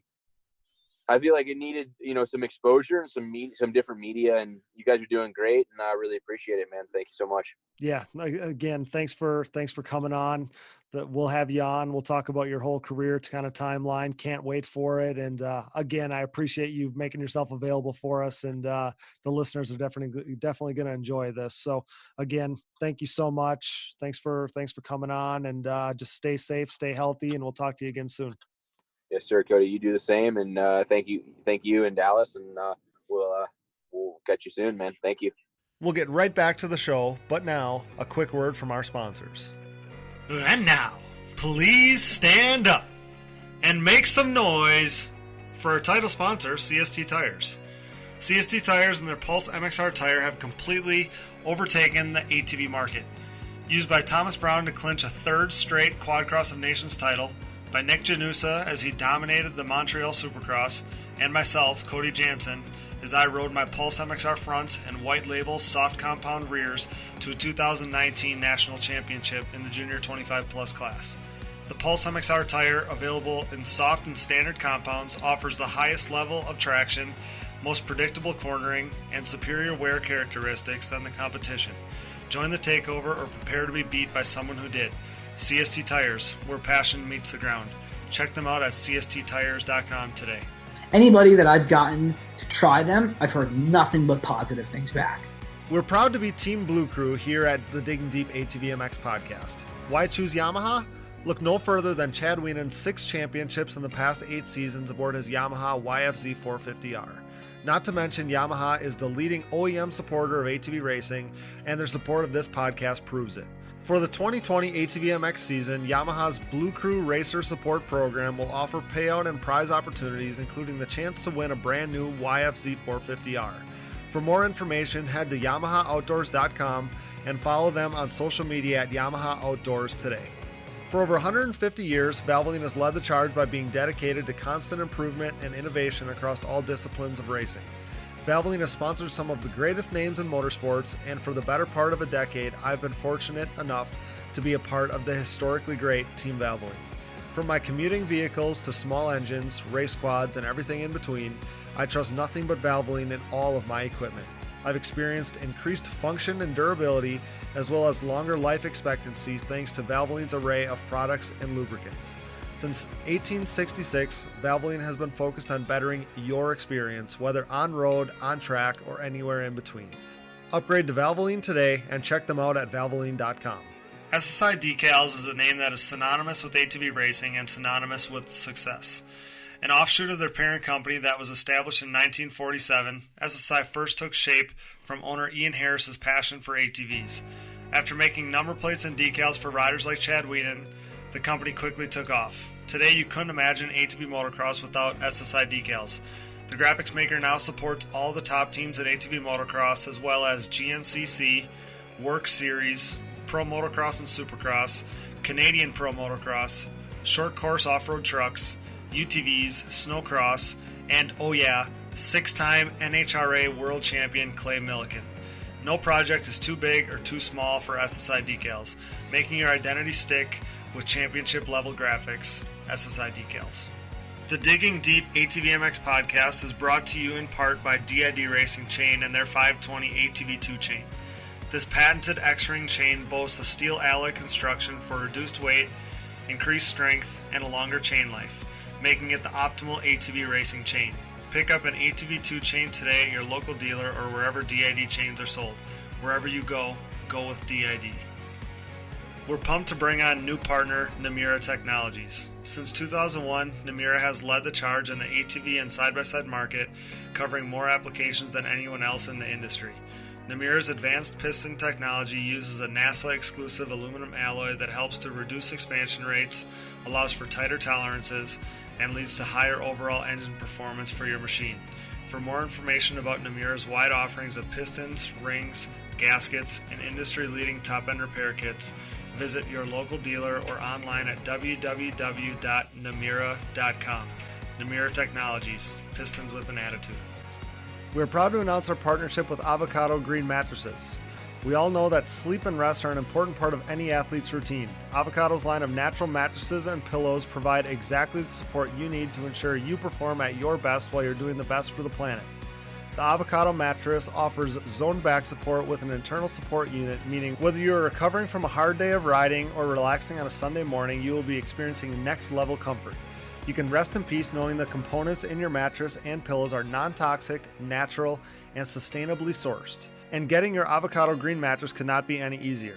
They offer a 100-night sleep trial, free shipping, free return pickup, and a 25-year warranty. And if that wasn't enough, rest assured knowing that they have a 5-star rating by verified customers, including some of our Digging Deep staff. Step up your sleep game by visiting avocadomattress.com. We are proud to announce our newest show sponsor, Gripped Gloves. Gripped is an ATV rider-owned and operated brand with the rider in mind and the goal of keeping costs affordable. The Michigan-based family operation recognizes riders' desire to showcase their identity. Owner David Payne's love for eccentric colorways and crazy patterns shows in his product, something not often found in the work of big manufacturers. Here to push stereotypes and limitations, Grip's drive is to produce a glove with cool colors and designs that won't break the bank. With comfort and quality as key motivators, this family affair is constantly working on the next innovative and improved glove. Get a grip on life, join the Gripped movement because no one wants a bland glove. Check them out today at grippedgloves.com. Use discount code DIGGINGDEEP10 to save at checkout. That's GRIPT gloves.com. We are also pleased to announce our partnership with Bronco ATV and UTV components. Bronco has been an industry leader in replacement hard parts and accessories for all makes and models for over 15 years. With a catalog that includes a full line of electrical components, engine internals like rods and cylinders, all the way down to suspension parts and bearing kits, Bronco is your hard parts source for whatever you need for whatever you ride. Available exclusively through distributors around the world, visit your local dealer or online at broncoatv.com. We are also supported in part by Evans Waterless Powersports Coolant. The best powersports coolant on the market, Evans prevents overheating and boil over, so you never have to worry about harming your engine or having a premature end to your ride due to overheating, no matter what the condition. Designed for use in ATVs, UTVs, motorcycles, snowmobiles, and more, use what the pros use. Upgrade to Evans today. The Digging Deep ATVMX podcast is also sponsored by DP Brakes. A longtime supporter of ATV racing and the world leader in sintered brake technology, DP has been dominating the ATV world for decades by supporting the best four-wheeled racers on the planet. 2020 is no different, with an impressive lineup including AMA ATV Pro Class champion Joel Hetrick and his Phoenix Racing Honda teammates. Myself, Cody Janssen, and my 2019 Junior 25 Plus National Championship. Baldwin Motorsports' Nick Janusa, Wesley Wolf, Dylan Tremelin and his 940 racing team, Troy Hill, and more in ATV motocross.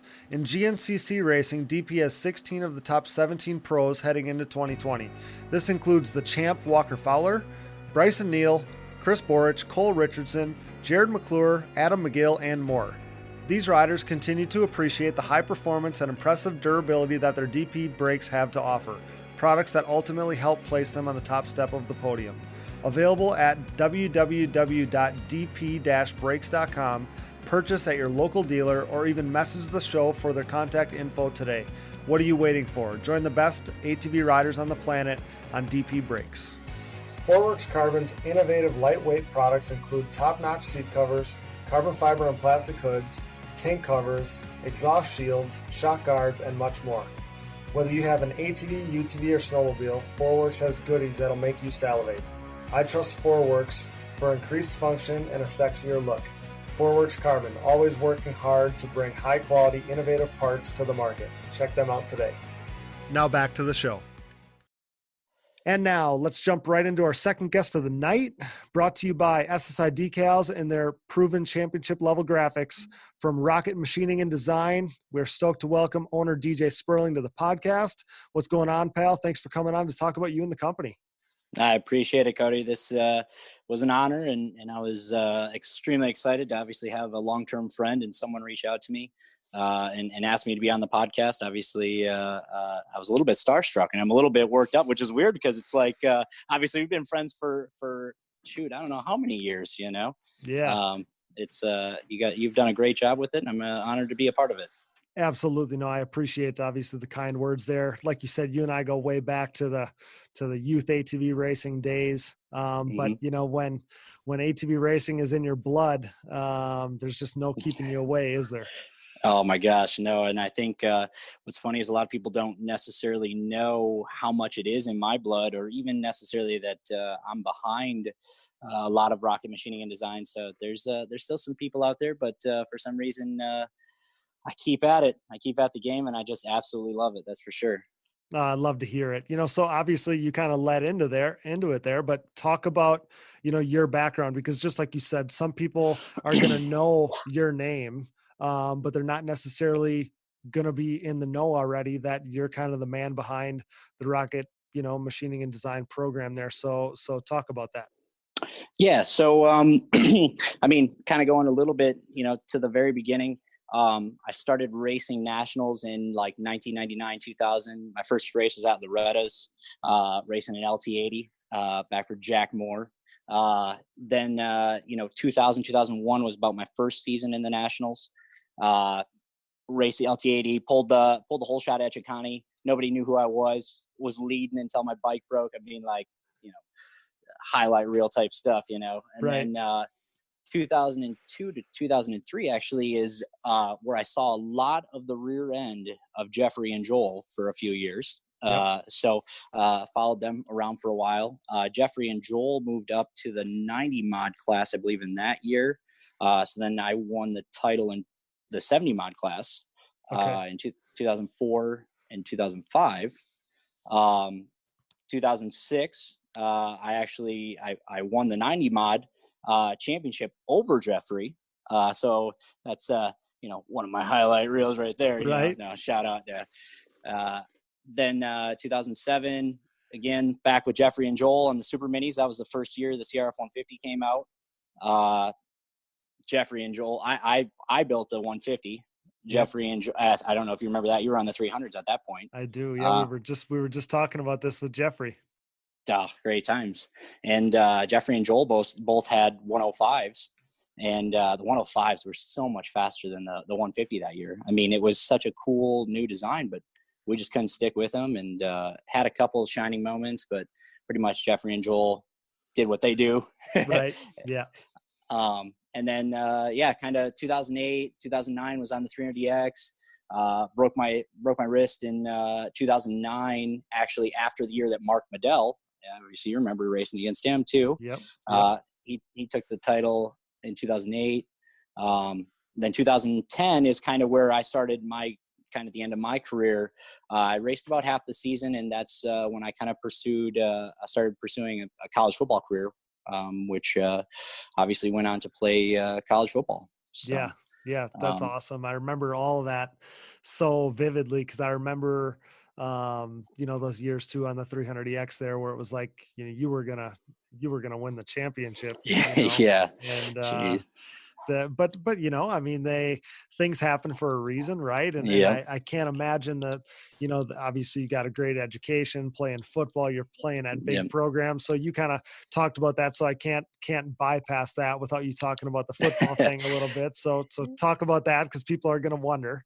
Yeah. So I actually had an opportunity to play running back at the University of Wisconsin for the Badgers. Everyone asks, like, oh, did you play with Monty Ball or I was actually after Monty Ball. That was the first I played with James White, Melvin Gordon, Derek Watt, obviously a lot of the players that I would assume the big name guys most people would remember. Yep. I held Melvin Gordon's jacket when he rushed for 408 yards against Nebraska. So, but I didn't do much more. So, I mean, it was a great opportunity. It was fun. But, throughout that entire thing, I was thinking about ATV racing, man. That's been my life. It was just like every time I wanted to get back, and I'd see every season, and it was like, man, I wish I had a bike. And it was then I finally got one, shortly after. And that's, what led us closer to now. That's cool. I think, first of all, you did get some real carries in some games. So, I mean, you were legit, like that's, you were legit. So, I mean, you're playing D1 football, you get to do that whole deal. But yeah, like you said, I mean, when you're bit by the bug of ATV racing, like there's no substitute for that, nothing like that. But then, you find your way kind of back into the sport. So now you were racing again, and you got your education, all these things. So I guess you can kind of take this where you want to go, but then you can almost lead into like, where did the groundwork start to get laid for this company? Yes. I'll kind of like, basically in 2016, I connect the dots for me. Yeah, for sure. So, 2016, I kind of came back into the racing world. Almost at the end of my college career, kind of trying to get back into it. I ended up stepping away from football, third coach, basically, et cetera, et cetera. So 2016, I started to get back into it. 2017, I come back and I raced Production A, Pro Sport, where I was really starting to get serious. I basically made a statement. I said, you know what? Everybody, Jeffrey, Joel, all those guys are pro now. like, I feel like I'm missing out, you know? And so I made a comment to Mark Baldwin, actually. And I don't know if you know this, but I made a comment to him and I said, you know, to some extent, I feel like there's a little bit of unfinished business. Okay. And so this kind of like started this whole transpired thing. Like my dad was like, that's awesome. We'd started like the whole thing where we're like unfinished business. We're coming back, you know, blah, blah. I got, you know, in great shape. I was like, I'm coming back. I want to turn pro. Like, this is what I want to do. Yeah. And so 2017, I come out and race pro sport and production A as my first step. And I don't know if you know, in 2017, who the guys were in that class in pro sport. It was stacked. Yeah, here, I got a little list for us here. Cody Ford, Brandon Hogue, Alan Meyer, Noah Mickelson, Hayden Mickelson, Brad Riley raced it, Jaron Cochran, David Selecki, Ryan Carodi. Most of those guys are pros now. Yeah, exactly. So great time to come back and make a statement, right? Right. So 2017, yeah, it was okay, you know, but I tried. So 2018, I graduate, and basically, I don't know, 6 months before I graduate, my dad had an opportunity to actually purchase a business in the local area. And at the time, actually, I had an opportunity potentially to go work for Polaris, which was interesting. And so I kind of started turning down this opportunity because I was wanted to pursue, basically, we were going to purchase a machine shop or an engineering design and manufacturing company. Yep. So now I'm ready to go for that. 2 weeks before closing, and basically, a month before I graduate, the sellers backed out. Oh, yeah. No. Oh. Yeah. Oh. We were devastated. I mean, I had, like I said, I'd given up careers, you know, I was set on going to work there. And so, basically with, you know, everything to lose, you know, my dad and I remember the conversation directly, and my dad's, like, I told him, like, dude, let's just start our own shop, you know, like, let's just do it. And, I had a probably 5-minute conversation. We were like all in at that point, you know? Okay. So now he goes, what are we going to call it? And I said, Rocket. Obviously. Yeah. Oh yeah. Red Rocket Racing. I mean, that you remember from the very beginning. I sure do. Yep. So, that's where Rocket starts. And, you know, so December 17th, 2018, 2018, basically I signed away, my life to the business. And, you know, that's where racing my pro career, definitely took a turn, because, life became, all about it. And, now I'm trying to get back into the game by, the hubs and, everything else, which is everyone sees now on the forefront. Yeah. So, I mean, I guess I never knew all the track records of what was going on, you know, so far back. The last I don't know how to say it, but it's like, I didn't know all the time and the obstacles and all the stuff that went into you showing up last year at an event and kind of showing me these hubs, you know? Yeah. I knew that you were working on some stuff, because we had talked, you know, a little bit here and there, but yeah, so that's awesome to kind of hear the backstory. And, you know, that's, you guys are making all kinds of stuff. I think the hubs is kind of the claim to fame at this point. Right. So, you know, high quality hubs and those kind of machine type products like that kind of seemed to slip through the cracks over the past decade or so. So like nobody was really innovating there.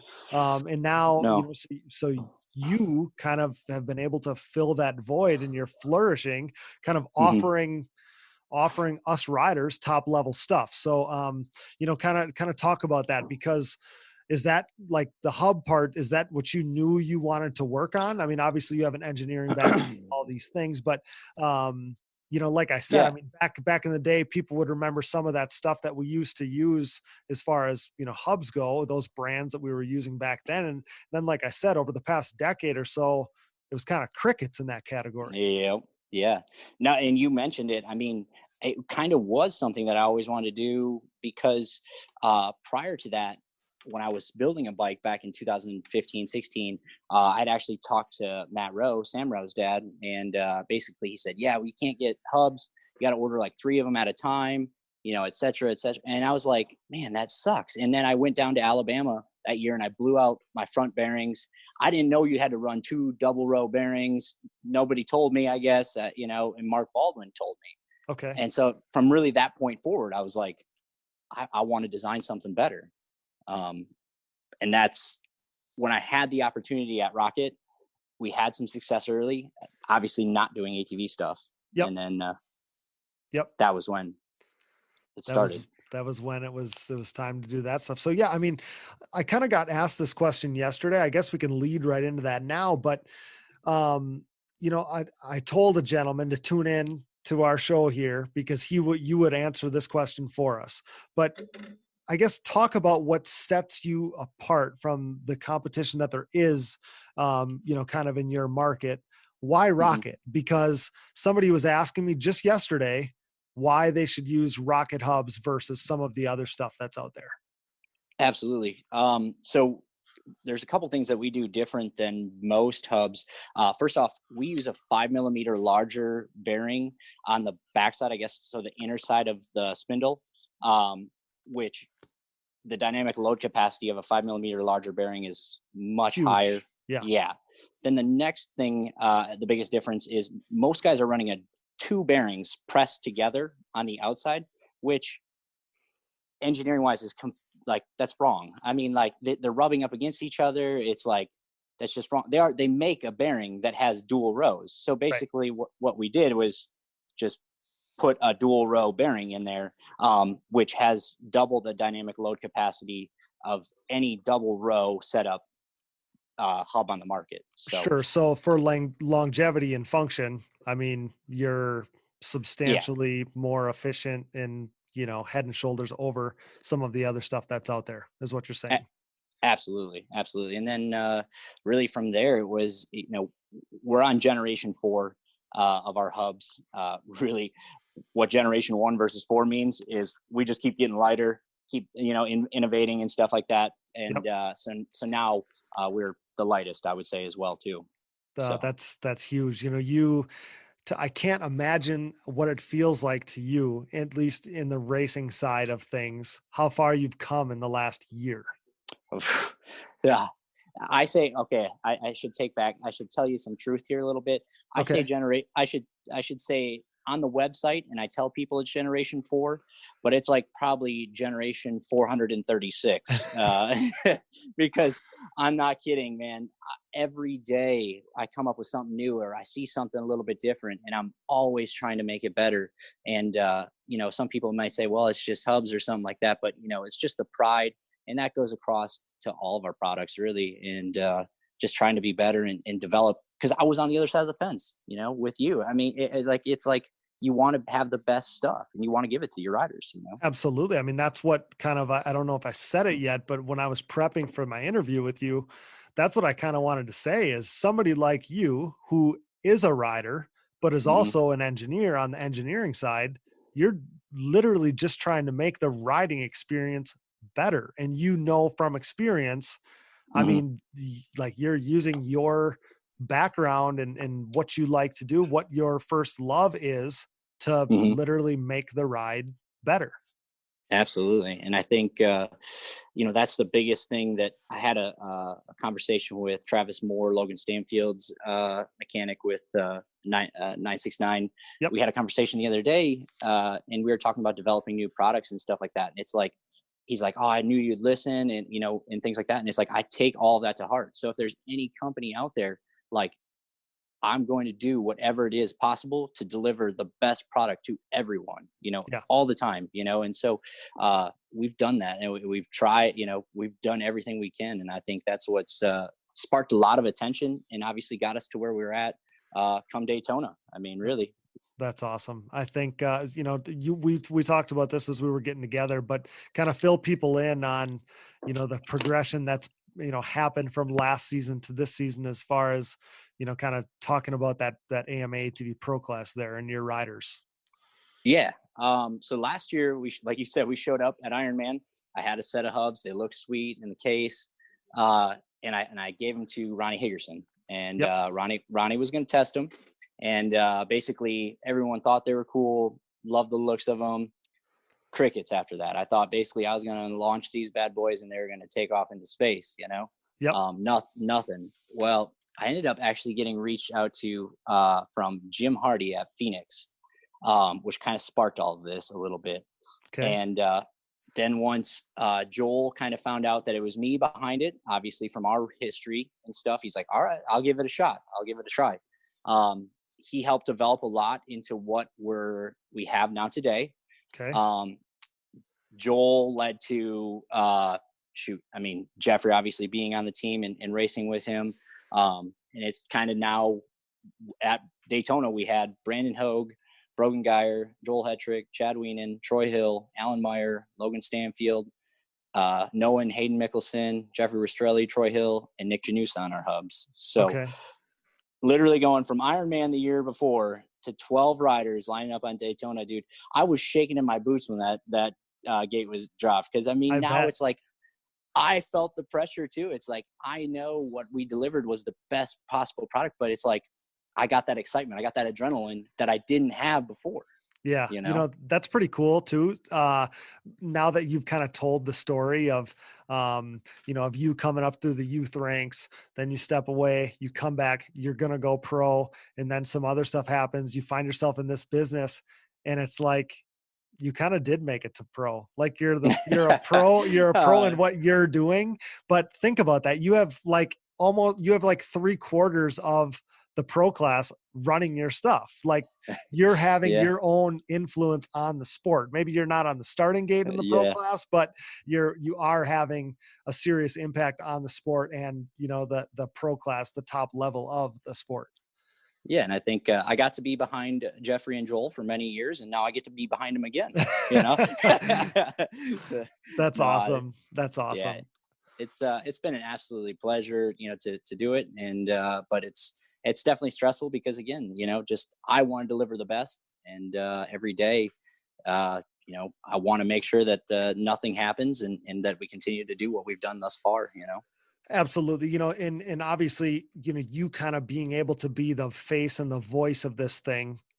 That's one of the reasons why I wanted to have you on, is because you're the kind of guy that somebody's going to come away from an interview saying, hey, I want to run that guy's product. He's going to listen to me. He's going to listen to the other top riders, kind of instructing him, and he's got his own cheering interest in it, that he's a rider himself, and this, that, and the other thing. Like that's the kind of guy who, all of us want to support a brand like that. So I obviously want to give you an opportunity to talk about the other stuff that you offer, other than it's not just hubs. I mean, it seems like it's growing constantly with the other stuff that you're dabbling in. So I want to give you an opportunity to talk about that.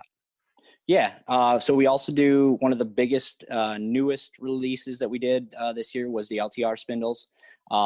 I know we had a black shadow over us from some other manufacturers who tried to produce them in the past. So getting over that hurdle has been a little bit tough. But we Brendan Hogue ran our spindles at Daytona.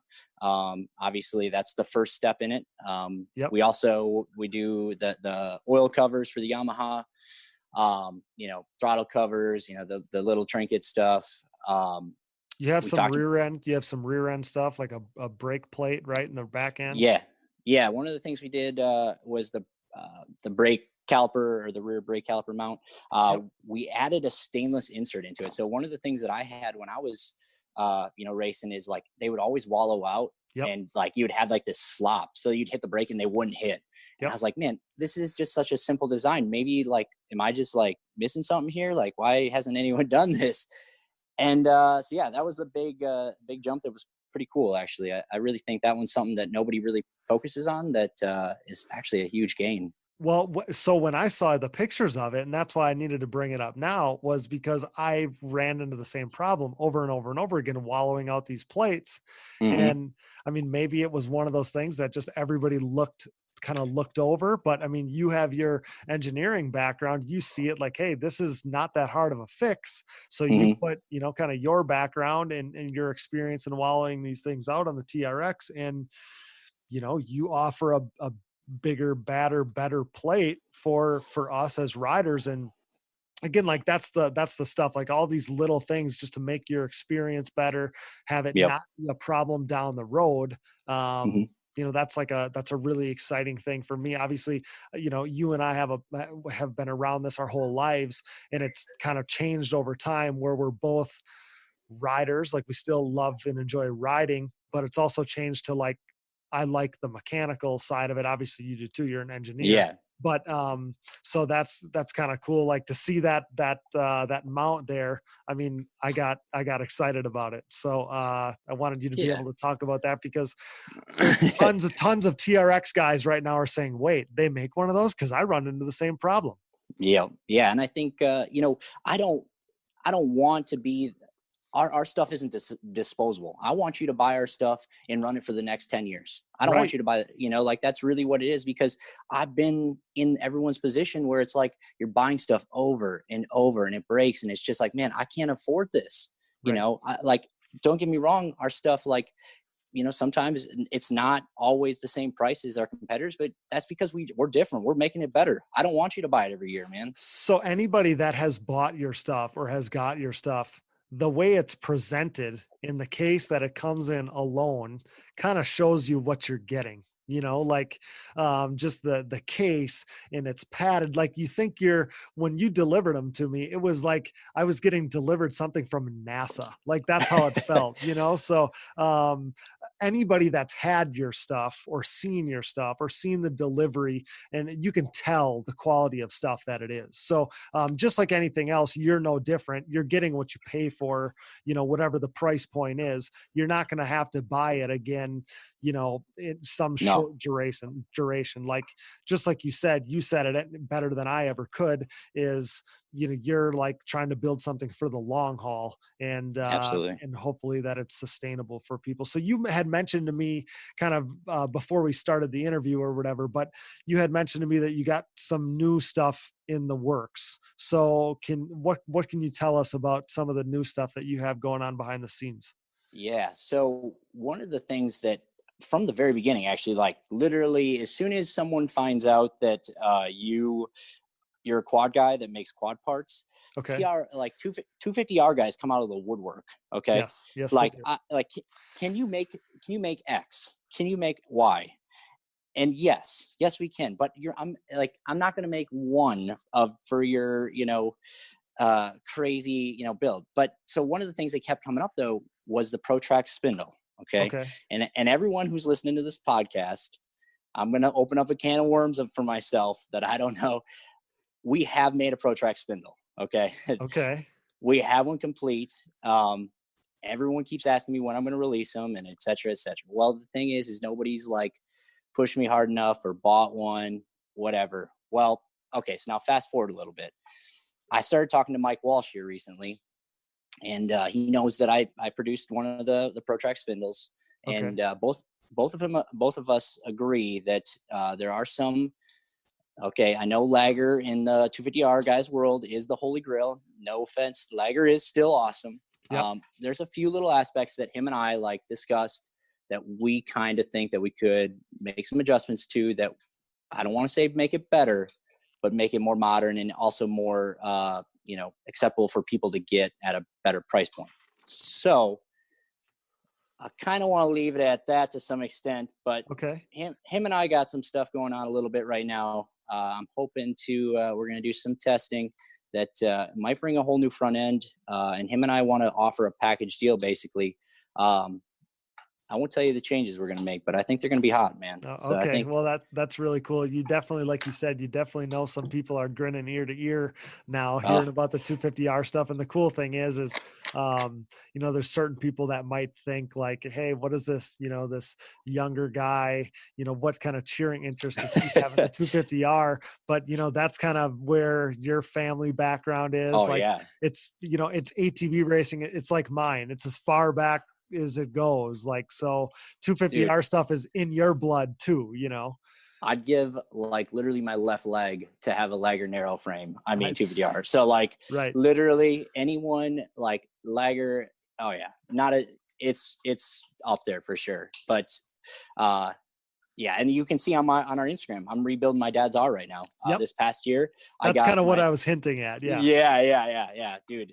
And it's like 80% probably more original as the day it was when he let it go, which is even crazier. I mean, like legit 265 Sparks motor with a YZ 250 piston, the spacer and all. I mean, no power valve. I mean, this bike is as raw 250R as you can get. TT setup. One of the last races he had raced it at was Ashtabula, which I got to go back to this year for the 50th anniversary and race. That same 250R. I mean, I got goosebumps talking about this right now, man. So like, cool. Yeah. Like, wouldn't you? I mean, I don't know. You would give probably the same for you and your dad, like to have your dad's 250R. Oh my gosh. Some of the quads, same thing. Some of the stuff that he let get away over the years, I know haunts him in his sleep to this day. Right. So, same exact thing. So that's cool. I mean, again, like people are going to be drooling right now about the stuff you're talking about the possible stuff you have coming. And again, it just further kind of reiterates, that you're the kind of guy that we should get behind and support because, you're just an ATV person at your core. Absolutely. And I appreciate it. Everyone's support and, we're always trying to get better. We're going to do our best and we're going to listen, and we're going to offer cool stuff. You can see, like I said, on our Instagram, give us a follow. You can see all the different anodizing colors that we're doing. We're customizing, we're doing custom etch caps. I mean, it's not about rocket. It's about, if you want your name on your cap, by golly, I'm going to put it on there, man. Cause that's what's cool. You tell me, I want to do it for you. It's not about me. It's about the riders. It's about the ATV sport, and it's the love and the family. And that's what I want to be a part of. That's it. Yeah, that's awesome. You're exactly right. You're doing all the right things to, kind of make it so that people are invested in Rocket. You're not just a name. You're not just some company. You're an ATV racing company. That's why you're willing to do anything for your ATV riders. And again, you're the kind of person that we should all get behind. But obviously on a personal level, for me to see a friend, doing so well in a new endeavor, that's really special to me. And it's obviously great what you're doing for the sport. And honestly, like I said, you're making the riding experience better for for all of us with all your hard work, with all your knowledge, with all your innovation. Obviously, I suggest, the hubs and all the products that you offer. I have them on all my machines, of course. I wouldn't ride without them. And, it was an honor because, I was one of the first guys that you kind of partnered with. And, obviously I can't thank you enough for all you've done for me on a personal level, but, it's been really cool even for me because obviously, you're a friend of mine and stuff, but just to hear kind of the progression of, racing as a young man, kind of transitioning, getting out of the sport, coming back in, and then just kind of, it's almost happenstance, where you have a hub issue and now look where you are, it's just, that's so cool. Absolutely. And I think one of the things I do want to mention too, and kind of a plug for the business in itself is, yes, like my love, my passion, my heart every day when I go to work is in ATV parts. But we actually, that only makes up a very small part of our business. We do a lot of medical, automotive, food and drug, pet food. We do some stuff for Harley Davidson. So, I mean, like all those things, we do more than just ATV stuff, but let me tell you, man, if you want to call and talk about some ATV parts, by all means, we'll talk about some ATV parts. That's for sure. Yeah. And you're not obviously the only one, there's so many people in our industry and in industries close to ours that, they have these big companies that do all this different stuff, yet ATVs might just be a small part of it, but ATVs is like where our hearts are. So, which is good too, because you got all this other stuff that it's not, your company isn't going away. Like it's here to stay and you're going to still continue to do all your stuff, but ATVs is where your heart is at. I think that's what we need for the sport to keep helping it grow. Those people that have that passion, that love for the sport, and that invest their time and their extra time into, developing new stuff. That's how we're going to get better, keep growing. Absolutely. Absolutely. Well, do you have anything else you want to talk about or showcase? Otherwise, again, I just can't thank you enough for coming on. And, this is something that I wanted to do for a while. You were one of the, obviously because we're friends and stuff, but, Yeah. I knew you had a good story to tell. And it's one of those things that not everybody knows the difference in what separates a next level hub from something that's maybe already on your machine. Absolutely. Absolutely. Well, and I think we covered a lot of it, man. Yep. It was good. And I just really appreciate the opportunity and obviously exposing us to more people. And like I said, my number's always open, and believe me, I will talk the daylights. The guys actually, a lot of times I don't always answer the phone at the shop because I will talk for an hour about quad parts. So right. Don't be offended if I'm not the one that answers the phone, guys. It's I will talk your ear off, man. So yeah, I appreciate it, dude. I'd love to hear it. Keep it up, and obviously continue to, make parts that are making our experience better, pal. We obviously appreciate it. I appreciate you coming on. Where can my listeners check out your products and all the kind of cool stuff that you guys got going on? Absolutely. Instagram at Rocket Machining Design, as well as our website, www.rocketmachiningdesign.com. Facebook as well, Rocket Machining Design. I oftentimes, and I'm sharing stuff on Instagram, but our website is great. People check it out. All of the prices are listed on there. We try and be as thorough as possible, but worst case scenario, give me a call. Awesome. Thanks so much, pal. Thanks for your time, and thanks for joining us, talking about some hubs and some ATV racing. Thank you, Cody. I appreciate it, man. You heard the man. Go get yourself some rocket hubs just like myself and most of the current pro class are running. Thanks to DJ for coming on. And thanks to Jeffrey Rastrelli for coming on, of course, as well, especially for making it happen on such short notice for both of those guys. This week was originally supposed to be Cody Gibson, but when that fell through, Jeffrey stepped in, and the timing couldn't have been any better. And I've been wanting to get DJ on for a while now, so that couldn't have worked out any better as well. Awesome insight. Jeffrey wanted to talk about some things that you just don't get a chance to talk about in other forms of media. So the podcast is perfect for that. I think we'll all view Jeffrey and his path a little differently now. And I really look forward to getting him on again soon to talk about all the stuff that we started to get talking about at the end of his interview there. Also cool to get two guys on that I was racing with when I was just a kid. Special episode tonight, obviously, for me. So big thanks to those guys again. Thanks as well to my producer, my brother Dallas, who always finds time to fit the podcast into his busy schedule. Thanks, Dallas. I couldn't do it without you. Thanks to our sponsors, CST Tires, Yamaha, thanks to Blue Crew, Valvoline, SSI Decals, DID Racing Chain, Namura Technologies, Bronco ATV and UTV Components, Evans Waterless Power Sports Coolant, Fourworks Carbon, DP Brakes, Gripped Gloves, Blenders Eyewear, Mountaineer Brand, Avocado Green Mattress, Roman Health, and Oats Overnight. Support the brands that support our show, and don't forget to use those codes to save. You can find all of our sponsor links and discount codes on our website, diggingdeepatvmx.com, so check us out there. And if you enjoy the show, we encourage you to donate via Patreon if it suits you. Simply visit our website, diggingdeepatvmx.com, and click the Support on Patreon button.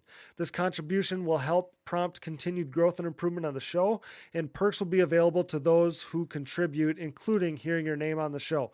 We greatly appreciate the support there. Another way to support us is by purchasing one of our new Digging Deep shirts.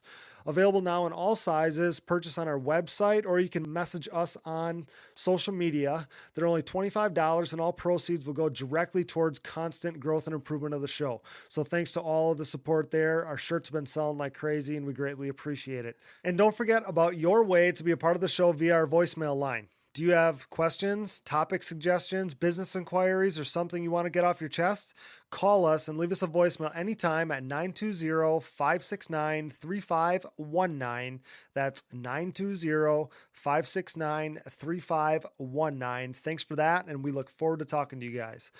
Follow the show on social media, Digging Deep ATVMX Podcast, and myself, Cody Janssen, for additional behind-the-scenes content and breaking news during this crazy time.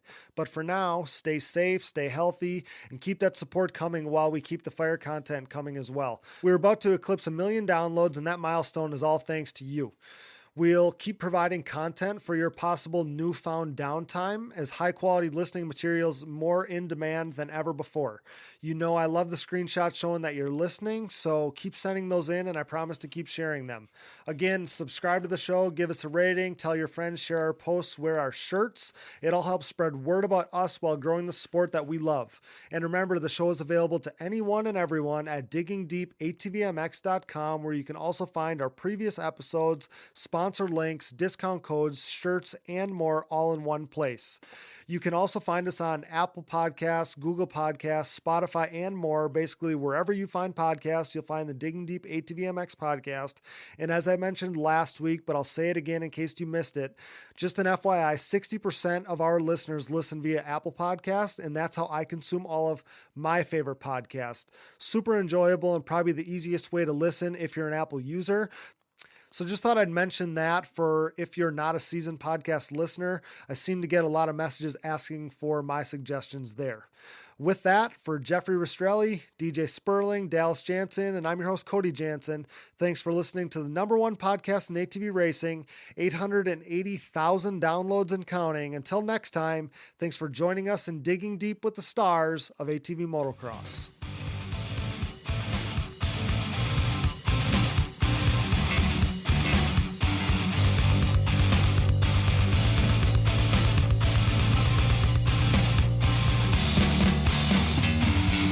Got more DNFs than James Stewart. See ya. Love ya. You don't chew Big Red then. What the?